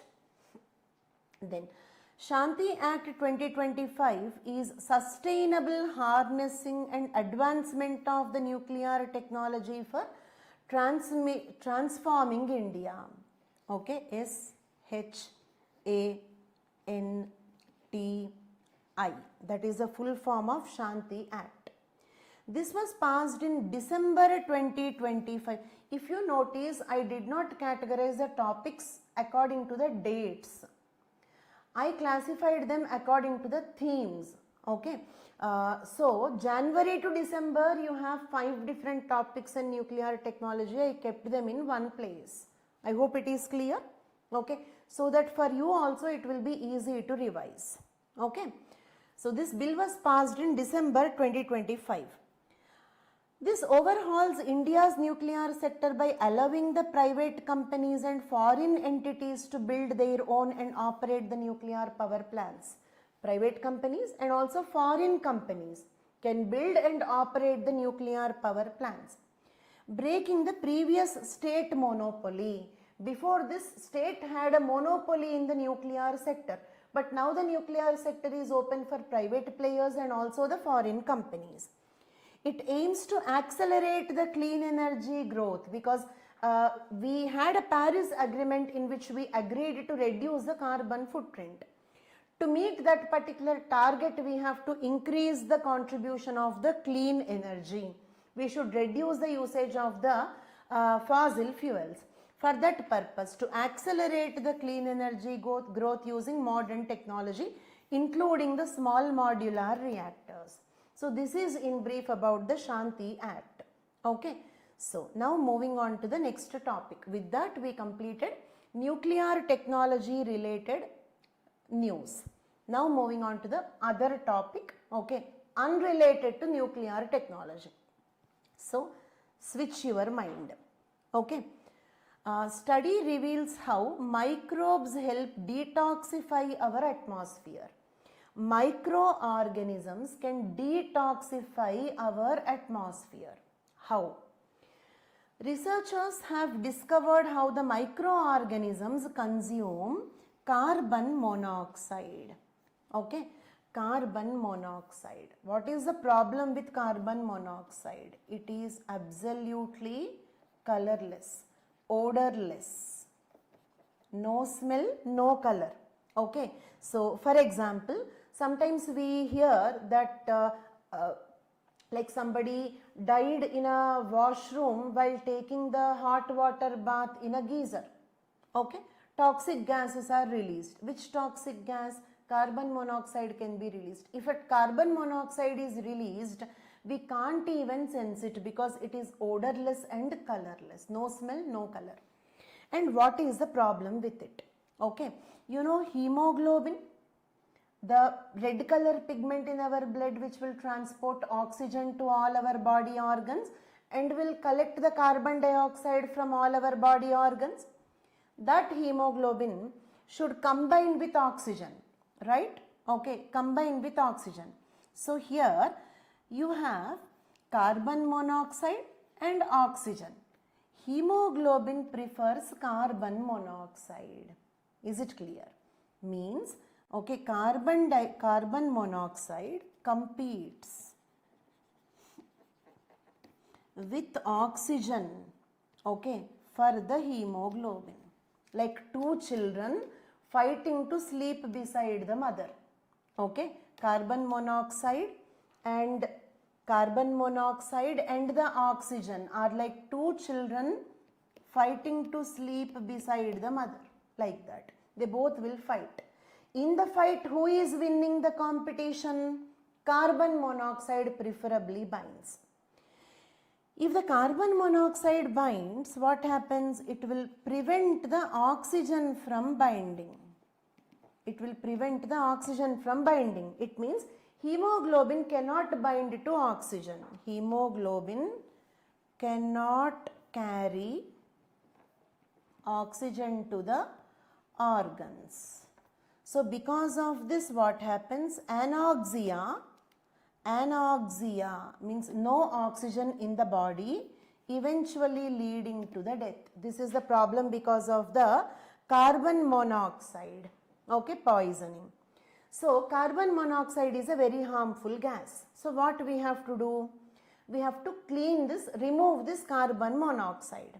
Okay, and they found that some microorganisms are producing an enzyme called as carbon monoxide dehydrogenase. Okay, why they will consume? Because we get energy from oxygen, They get energy from carbon monoxide. Very good bacteria, isn't it? Okay. They derive their energy from carbon monoxide. I repeat, we have some microorganisms. Like we need oxygen to survive, they need carbon monoxide to survive. So they will consume carbon monoxide. It means they will consume carbon monoxide and will use carbon monoxide using an enzyme called as carbon monoxide dehydrogenase. I repeat, microorganisms will consume carbon monoxide, use an enzyme called carbon monoxide dehydrogenase to break down the carbon monoxide and get energy. Good for them because they get energy from carbon monoxide. Good for us because the environment, the carbon monoxide is getting removed from the environment. These microorganisms can detoxify the environment by removing the carbon monoxide. Is the news clear? Right. Then moving on to the next topic. Why is China sending a 6-legged flying robot to the moon's south pole? That is the article. And what is this mission? Okay, China's Chang'e 7 mission, which is a lunar mission. Chang'e 7, which is a lunar mission, aims to investigate the moon's south pole for the potential water resources. What is one important target of the Chang'e 7, a lunar mission by China? Land on the south pole. Okay, by the way, you all know that Chandrayaan 3 became the world's first lunar mission to make a soft landing on the south pole of the moon. Okay, right. So this mission employs an innovative flying robot which is having 6 legs. Okay, a 6-legged flying robot designed to traverse the moon's challenging terrain. You know, in Chandrayaan 3, we have used rover. Rover will walk on the moon. But this robot, Chandrayaan 3 robot will walk on the moon. The robot in Chang'e 7 will fly on the moon. What is the advantage of flying on the moon? What is the advantage of flying on the moon? It can cover more area. It can cover more area and traverse the moon's challenging terrain. Is it clear?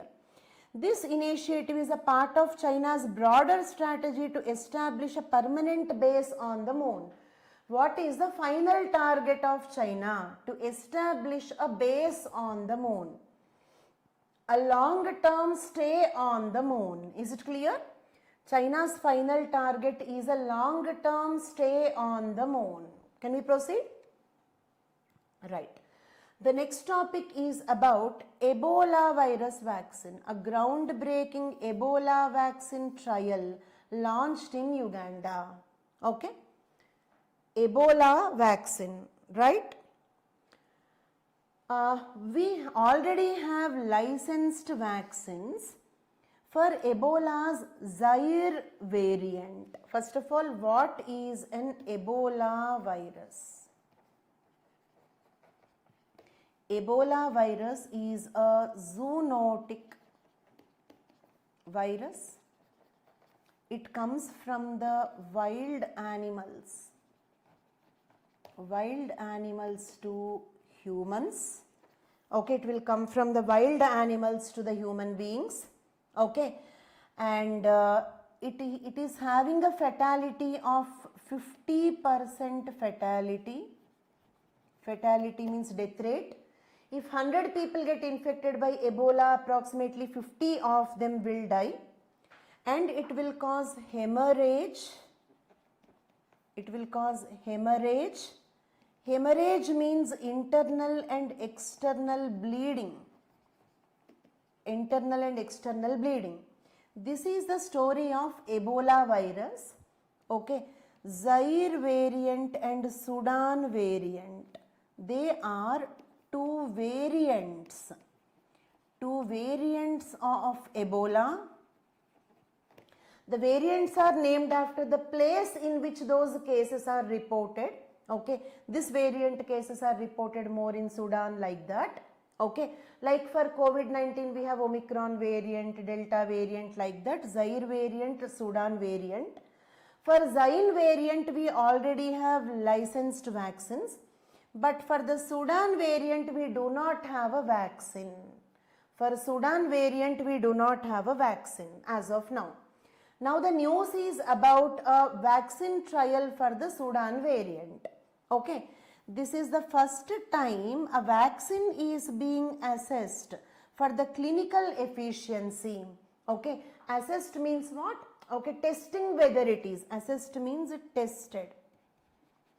Whether it is efficient or not. Testing the efficiency against the Sudan variant of the Ebola virus. I repeat, okay, first time they are trying a vaccine's efficiency for the Sudan variant of the Ebola virus. Okay, what kind of a vaccine it is? This vaccine is a recombinant vesicular stomatitis virus vaccine. Okay, I will explain here. Vesicular stomatitis virus, right? What is that? Nothing to explain. That is the name of a virus, like Ebola virus, like coronavirus. Vesicular stomatitis virus, that is the name of a virus. Okay, so here what they do is, okay, they take a modified version of the vesicular stomatitis virus. Okay, this is used as a vector. Okay, see, look at here. What is this? This is vesicular stomatitis virus genetic material.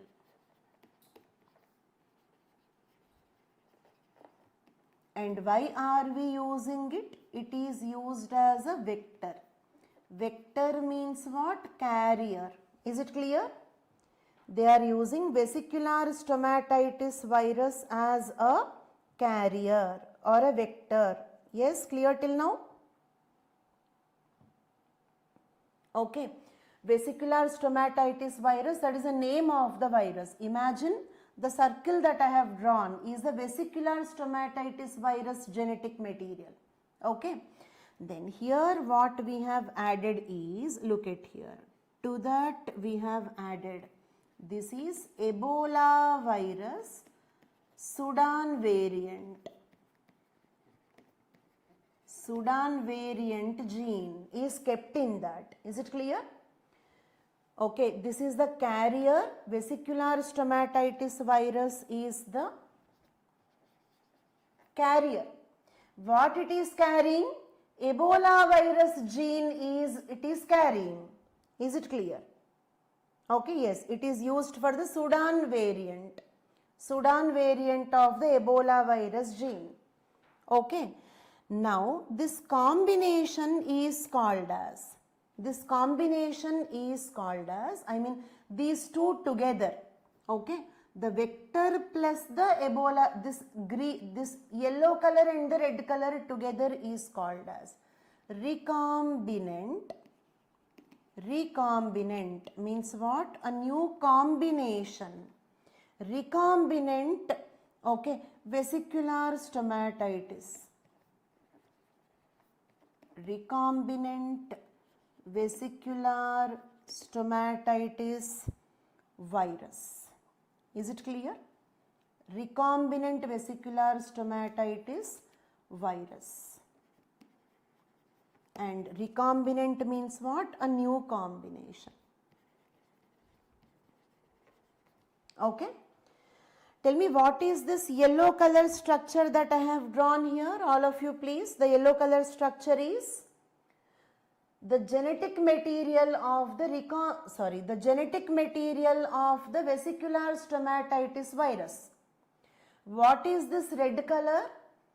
The Sudan variant of the Ebola virus gene in that.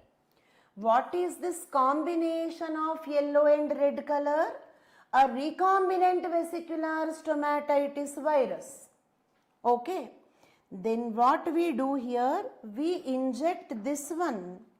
This is injected as vaccine. This is injected as vaccine.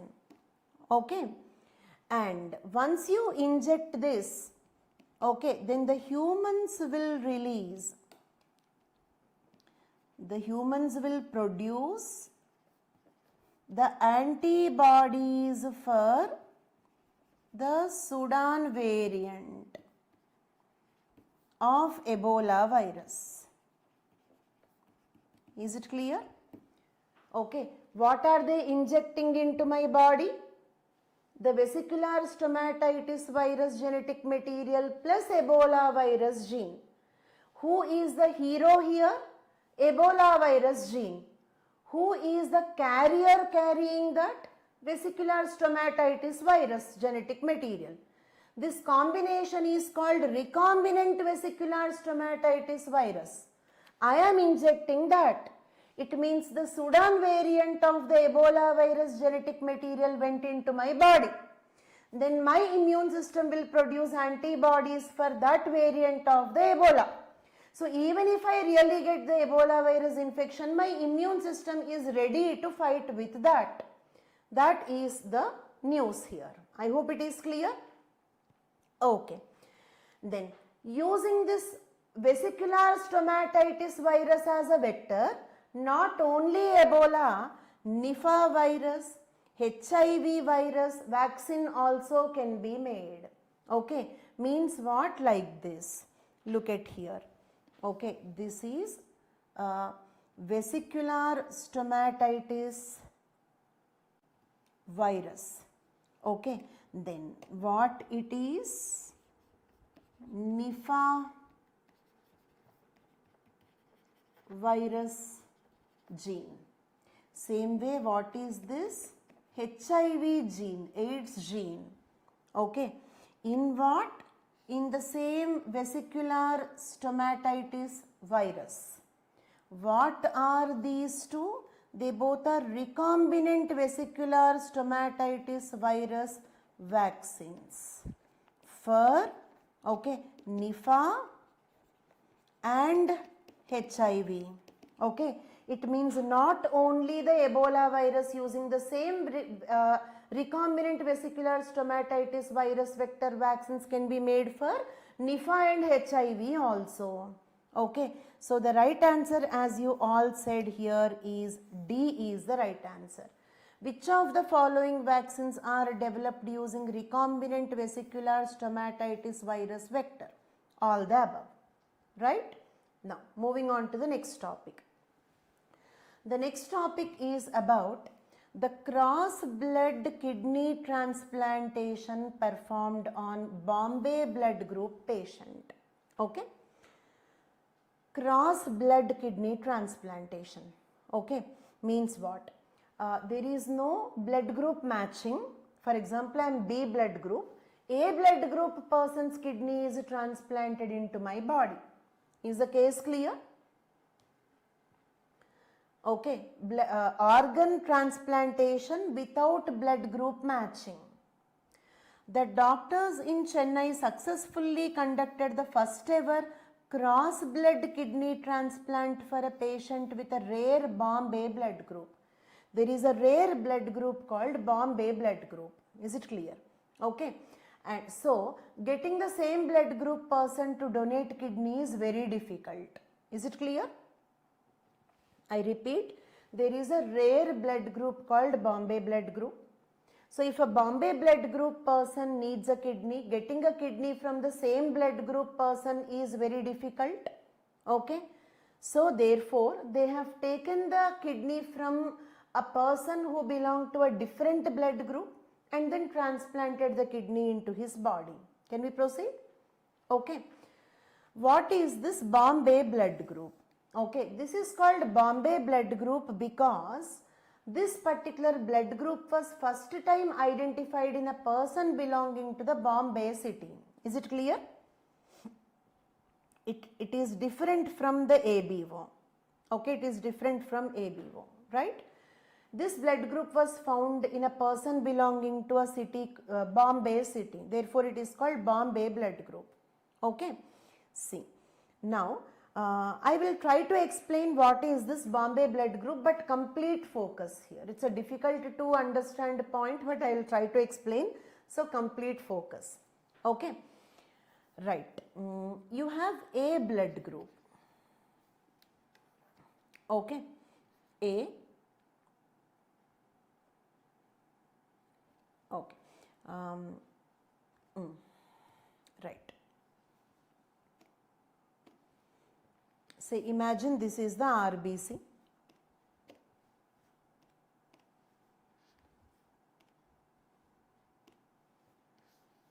On the RBC, you have A antigen, okay, and you have RH antigen. A antigen is there, RH antigen is there. What is the blood group? Yes, first. What is the blood group? It is called A positive blood group. It is called A positive. Clear? Why? It is called A because A antigen is present. Positive because RH antigen is present. Okay? RH antigen is an antigen found in the rhesus monkey. We also have it.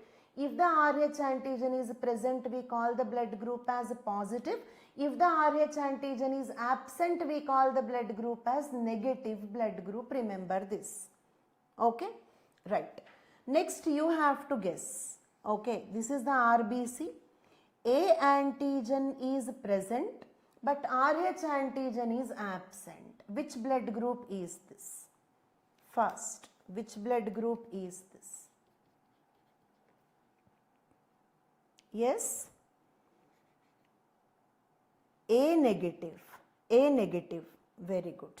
Okay, look at this RBC.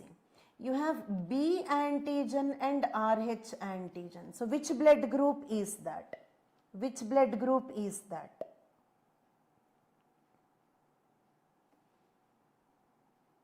First, B positive.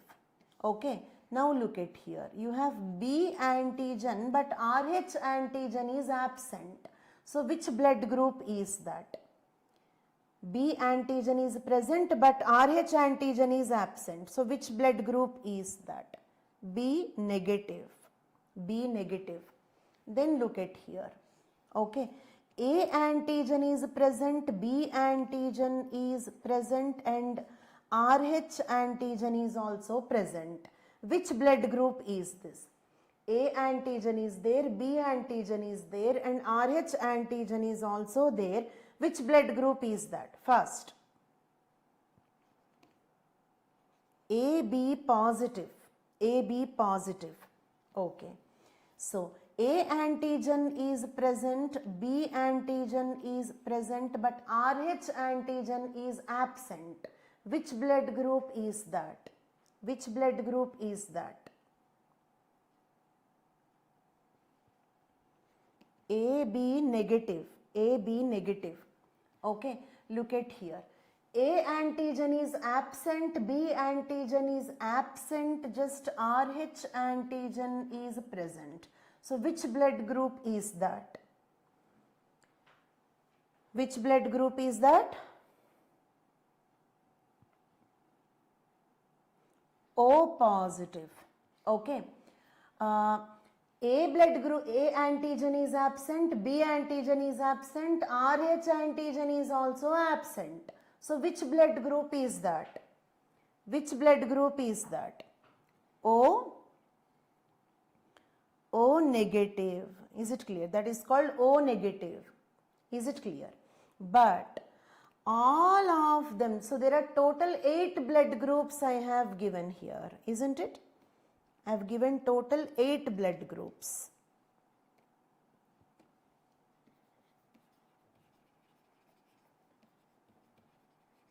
Okay. All of them have an antigen called as H antigen, which is common. All of them have it. irrespective of the blood group, all blood groups have another antigen called H antigen. Is it clear? All 8 blood groups have it. Clear? This is new to you. Okay, H antigen is present, okay, in most of the humans, irrespective of the blood groups, irrespective of the ABO and RH blood groups. Is it clear? Right? Also this H antigen is the precursor for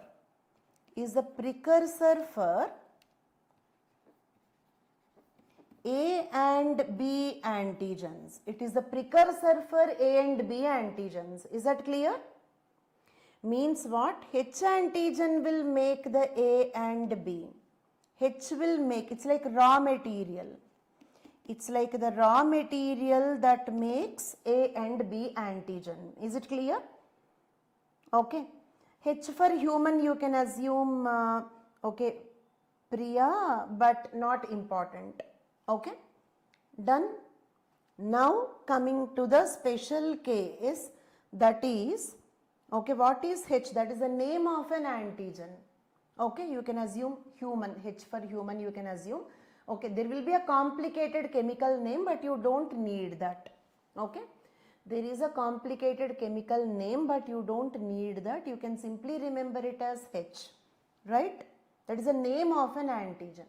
What is it? It is a raw material that makes A and B. It is a raw material that makes A and B. Clear till now? Right? So, what is H? Full form is not needed for you, but what it is important? It is a raw material to make A and B. We all have it. Not we all. Most of the humans have it. Okay. Most of the humans have this H antigen irrespective of the blood group. Any blood group they belong to, they have this H antigen. Is it clear? But it is H antigen is absent. If H antigen is absent, that is called as Bombay blood group. That is called as Bombay blood group. Is it clear? Okay. A Bombay group blood is like this. Okay. A antigen absent, B antigen absent, RH absent, H absent, like that. Is it clear? This is called Bombay blood. This is called Bombay blood.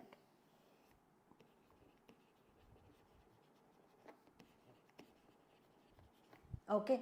A antigen, B antigen, RH antigen, H antigen, all the 4 antigens are absent. Okay. Even a O negative person, look at, compare with the O negative.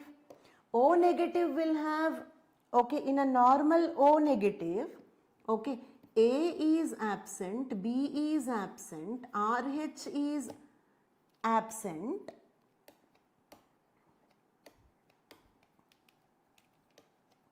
Okay. So, RH is absent, but okay. But H antigen is present. Did you notice? But here H is also absent. Is it clear? In a O negative person, the O negative who is a universal donor, O negative who is a universal donor who can donate blood to anybody, they do not have ABRH, but H antigen is present. But in the Bombay blood group, that H is also absent. Is it clear? So, what happens here? So, here all 4 antigens are absent. Therefore, they can produce all 4 antibodies. Is it clear? Because in the immune system, we have a rule that we do not produce an antibody if we have that antigen. For example, if I am B blood group, I have B antigen, so I should not produce B antibody. Do you agree? Because if I have B antigen, if I produce B antibody, then I will destroy my own RBCs. Yes or no? Right? So the rule is we do not produce antibodies for self antigens, but here all four antigens are absent. All four antigens are absent. So there are no self antigens. Therefore, they can produce all the four antibodies. So because of this, nobody other than the same Bombay blood group can donate blood to them, blood or any other organs to them. Okay, is that clear? Nobody other than Bombay blood group, okay, cannot donate blood. Only another Bombay blood group person should donate blood or kidney or any other organ to them. So this is the problem with Bombay blood group, and on the whole, okay, on the whole, Bombay blood group is a very, very rare blood group. So therefore it is risky. If they need any organ transplantation, finding another Bombay blood group person is very difficult. Okay, is the Bombay blood group story clear for all of you? Okay, but now what they have done? They have given B blood group kidney to Bombay blood group person. Cross blood kidney transplantation is the news here. Understood? Very good. Intelligent people, smart people. Thank you so much. It feels really happy if you understand a complicated topic. Okay. Right. So fine. They have given cross blood kidney transplantation. Kidney from a different blood group is given to Bombay blood group. Why? Because it is difficult to get another Bombay blood group person. But how? Won't they produce antibodies? I told you that they produce all the four antibodies. Okay, if you give other blood group kidney to Bombay blood group, the Bombay blood group person will produce antibodies and will damage those kidney, will damage that kidney. How to prevent this problem? Okay, for that, first procedure what they have done is, they used monoclonal antibodies to destroy those B cells that produce the ABRH antibodies. Is it clear? See how intelligent it is? No gene silencing. They produced antibodies to destroy the B cells that produce these antibodies. I repeat, Bombay blood group person, a different blood group kidney is given to them. Then he can produce ABRH antibodies to destroy that kidney. Who will produce these antibodies? B cells. So use some antibodies to kill those B cells. Now the B cells are killed, so they can't produce antibodies, so the kidney survives. Is that clear? Yes? Smart move, right Naman, correct. Okay, then next one. Conducting plasmapheresis. This is also another smart technique, complete focus here. Plasmapheresis, what they have done? Step 1, take out the blood from the body. Take out entire blood from the body. Remove the plasma. Why? Because these antibodies are there in the plasma. So remove the plasma. Add some saline liquid which is resembling the plasma. Then re-inject the blood. This technique is called plasmapheresis. Is it clear? I repeat. Okay. From this Bombay blood group person, take out all the blood from his body. From the blood, remove the plasma. Plasma means what? The liquid component of the blood. The liquid component of the blood is called as plasma. Okay, so step 1, take the blood out. Step 2, remove the plasma that contains antibodies to the kidney. Remove the plasma because antibodies are in the plasma. Add a liquid that resemble plasma, a synthetic liquid that resemble plasma. Then re-inject the blood. Re-inject the blood. This is called as plasmapheresis. Is that clear? So by doing these two things, they could achieve a cross blood kidney transplantation. Okay. Then moving on to the, okay fine, solve this question. Okay. Consider the following statements. Which of the above are tested for organ transplantation? ABO blood group we test before organ transplantation. RH we test before organ transplantation. Genome sequencing also, whether my DNA is matching with the donor's DNA or not, also we can check before organ transplantation. MHC compatibility is also checked before organ transplantation. Okay, the correct answer is all the above. What is MHC? MHC stands for major histocompatibility complex. Histo means tissue or organ. Compatibility means matching. Okay. It is called major histocompatibility. It means major organ matching complex because it will decide whether a foreign organ will match with the recipient or not. It will decide whether a foreign organ match with the recipient or not. Therefore, it is called major histocompatibility complex. Okay. Ravi Jaiswal, is that clear? Right. Very good. Then, next one. ISRO develops world's largest vertical propellant mixer. Vertical propellant mixer. First of all, what do you mean by propellant? Propellant is something which is used to propel, means which is used to move the rocket.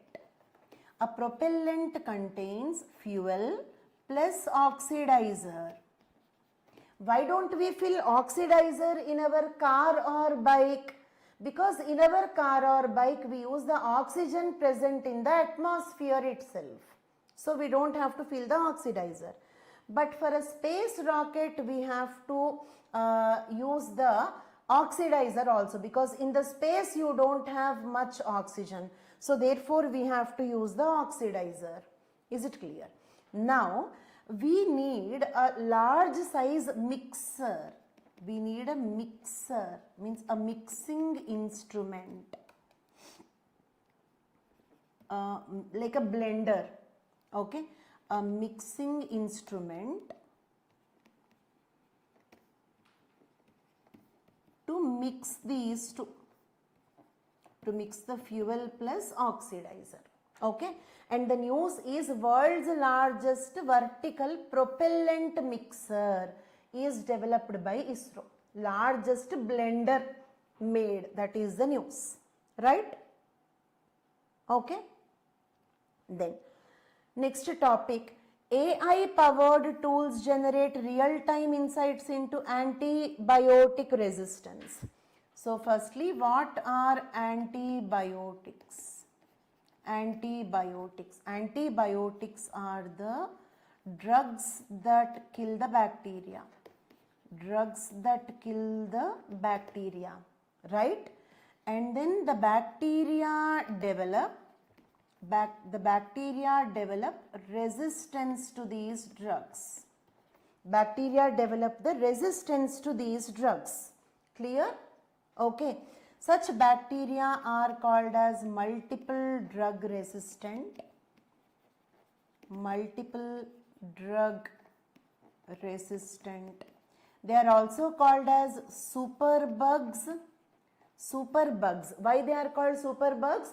Because they are beyond our medical capacity. Our medicines cannot kill them. Our medicines are failing to kill them. So therefore they are also called as superbugs or multiple drug resistant bacteria. Or we also call this as AMR, that is antimicrobial resistance. This is currently a global problem. It's a global problem. Okay, because if the bacteria develop resistant to these antibiotics, then what happens? Even if you take antibiotics, the bacteria will not die. Even if you take antibiotics, the bacteria will not die. So we cannot cure the bacterial infections.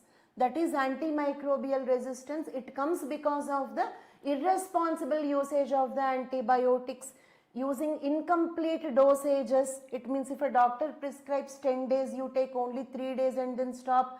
Using antibiotics in the livestock, that is birds, poultry and all that. All these irresponsible usage of the antibiotics, repeatedly using the same antibiotic, all these will lead to the antimicrobial resistance. Now the news is they are using AI tools to analyze the pattern of antimicrobial resistance. Means they are using artificial intelligence to understand in what situations the bacteria are developing antibiotic resistance. Okay. Artificial intelligence used to understand the pattern of antimicrobial resistance. That is the topic. Okay. Now moving on to the next topic. NASA astronauts, Sunita Williams and Butch Wilmore returned to the Earth aboard a SpaceX capsule. Okay. These astronauts were launched in Boeing company's CST-100 Starliner as a part of the crewed test flight. That's not an old shuttle. That is a test flight. Poor thing, they have gone to test whether this is working properly or not. But unfortunately, after they went there into the International Space Station, then this CST-100 Starliner gave a problem. Originally planned as an 8-day mission to the International Space Station, but there was a technical issue in the CST-100 Starliner. So therefore, after 9 months on March 18th, 2025, they sent a different vehicle called SpaceX company's Crew Dragon capsule. In that they returned after 9 months. Went in the CST-100 Starliner. Technical problem in that. Came back after 9 months in a different vehicle called SpaceX company's Crew Dragon capsule. This is one news. What is the advantage? I mean sadistic, but what is our advantage with this particular event? It became an unpaid, unexpected experiment of what will be the impact of prolonged duration of microgravity on the human beings. If the human beings stay in microgravity for several months, what will happen to our body? An unexpected experiment happened. Is it clear? An unplanned experiment happened. Is it clear? Okay. What happens? Okay, look at here. Change in the shape and functioning of our organs. Prolonged stay under the microgravity conditions can lead to the change in the shape and functioning of the organs. Muscular atrophy means what? Muscles become weaker. Okay. Increased risk of cancers because they are exposed to radiations. They are exposed to radiations. Decreased bone density. Change in the microbiome. Microbiome are nothing but the friendly bacteria in our body. They will change. Immune system dysregulation. Our immune system do not work properly. Mental health challenges. Just imagine the condition of those two people staying there 9 months, not even knowing whether they can come back or not. Okay. So these are all the problems. D, all the above is the right answer. Moving on to the next topic. Okay. Here there are 3 topics related to the solar storms. There are 3 news articles related to solar storms. Let us discuss all of them together. Okay. So, to understand that, first look at this diagram, complete focus. Okay. Right. Look at this. Imagine this is the sun. Okay. Keep responding. What is this? This is the sun. Okay. What is this? This is the corona. What is corona? The outermost layer of the sun's atmosphere, not outermost layer of the sun. Outermost layer of the sun's atmosphere is called corona. Is it clear? From the corona, if radiations are coming out, like X-rays, gamma rays, UV rays are coming out, that is called solar flares. Clear? What are solar flares? Radiation coming from the sun's corona. What is solar wind? High energy particles coming from the sun's corona. Electrons, protons, alpha particles, etc. Is it clear? Then coronal mass ejection, CME, means plasma coming out of the corona. Is it clear? Fine. Answer this question. What do you call if high energy radiations are coming from the sun's corona towards the earth? What is that phenomenon called as? Yes, right? Solar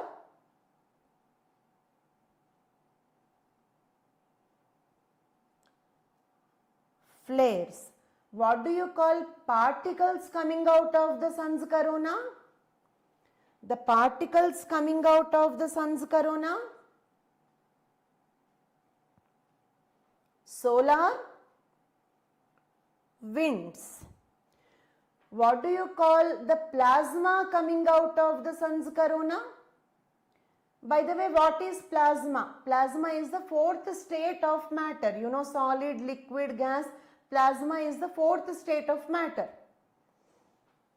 Okay.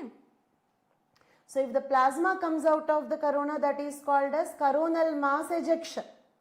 Now, all these 3, complete focus please. All the 3 are dragging the sun's magnetic field towards the earth. The solar flares, solar winds, coronal mass ejection, all of them are dragging the sun's magnetic field towards the earth. Then that will interact with the earth's magnetic field. That disturbance in the earth's magnetic field is called as a solar storm or the geomagnetic storm. Is it clear? The disturbance in the earth's magnetic field because of the interaction with the sun's magnetic field is called as solar storm or geomagnetic storm. Is it clear? Very good. Now, okay, these solar flares, we can categorize them into different categories according to their intensity. Okay. Like A category means a weak solar flare, X category means high intensity solar flare. Its impact will be more. Okay. A, B, C, M and X are the types of the solar flares. Same way solar wind. Okay, solar wind. Then coronal mass ejection, plasma coming out of the sun's corona. Okay, geomagnetic storm, solar storm. Okay, I told you that they both are the same, but there is a small difference. Geomagnetic storm is a major disturbance in the Earth's magnetic field. Solar storm is a weaker disturbance in the Earth's magnetic field. The impact of geomagnetic storm will be there for weeks, okay, whereas the effect of solar storms will be there only for a few hours. Is it clear? That is the only difference. Geomagnetic storms are classified into G1 to G5 depending on the intensity. G5 means very high intensity solar storm. Same way, solar storms are categorized from S1 to S5. So S5 means very high intensity solar storm.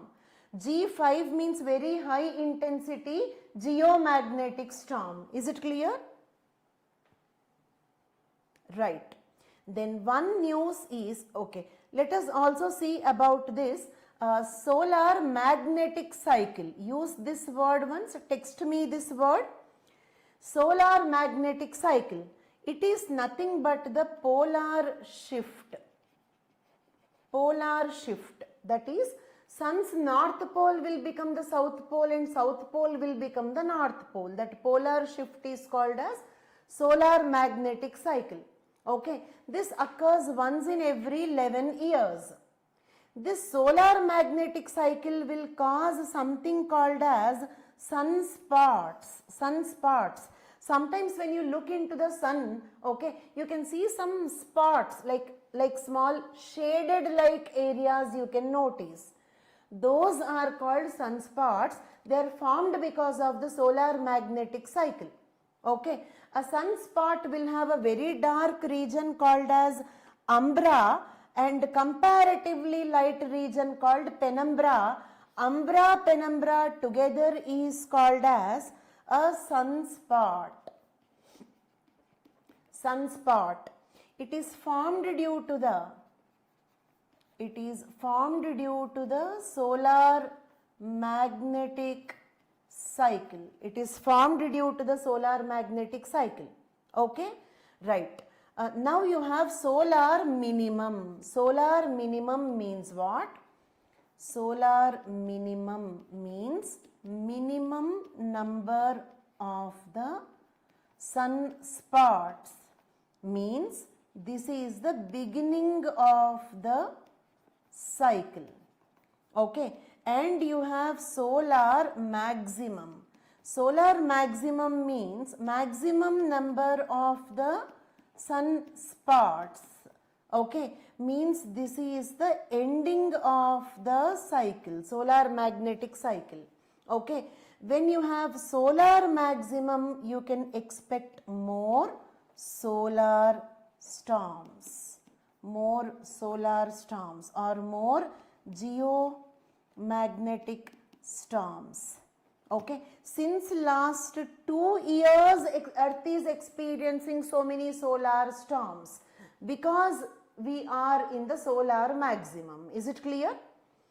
It is a time of solar maximum. That is the reason why since last 2 years, okay, there are several solar storms hitting the Earth. Okay. Now, what is the news related to that? Okay, one is about Aditya L1. Aditya L1. Aditya L1 is India's first space-based solar observation mission launched by ISRO September 2023. But now the news is it unlocks the solar flares. It means the news is the Aditya L1 could observe some solar flares. Okay, it could detect some solar flares. That is the news, right? Then this Aditya L1 is located in this point here. Here it is located. That is Aditya L1. Okay, It is located at a point called as Lagrange point. What is this Lagrange point? Okay. In Lagrange point, three forces will stabilize the spacecraft here. First, the sun's gravitational force. 2, the earth's gravitational force. 3, the velocity of the spacecraft. Is it clear? Such a place is called Lagrange point. Look at here. Aditya L1, this Aditya L1,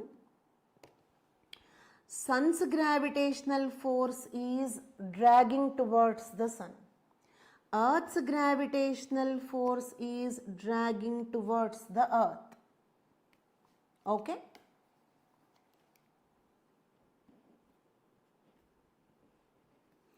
The satellite's velocity is working in this direction.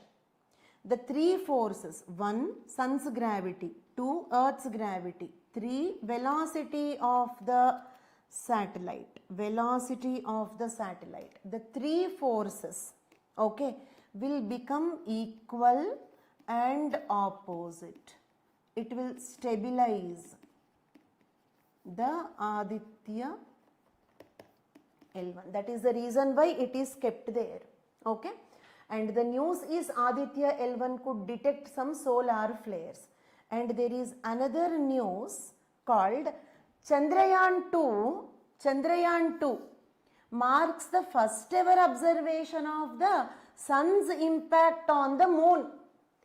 Till now we got so many news articles about the solar storm's impact on the earth. But for the first time we studied the solar storm's impact on the moon. Chandrayaan 2 studies solar storm's impact on the moon, sun's impact on the moon. Is it clear? Chandrayaan 2's Chandra's Atmospheric Composition Explorer, an instrument called CHASE-2 instrument, made the first ever observation of the sun's coronal mass ejections effect on the moon. What is the impact of coronal mass ejection on the moon? For the first time such study is done by Chandrayaan 2's instrument called CHASE-2 instrument. Is it clear? Right. Then another news article is most powerful geomagnetic storm hit the earth. Because of that we got the northern lights across the North Europe, United States, United Kingdom, and southern lights as far north as Tasmania and southern New Zealand, etc. Is it clear? It means what? These aurora or the southern lights, northern lights were observed in wider areas where usually the southern lights, northern lights are not commonly seen. Okay? In unusual, unexpected places also we got to see the southern lights and northern lights or aurora because of the impact of this most powerful geomagnetic storm. Is it clear?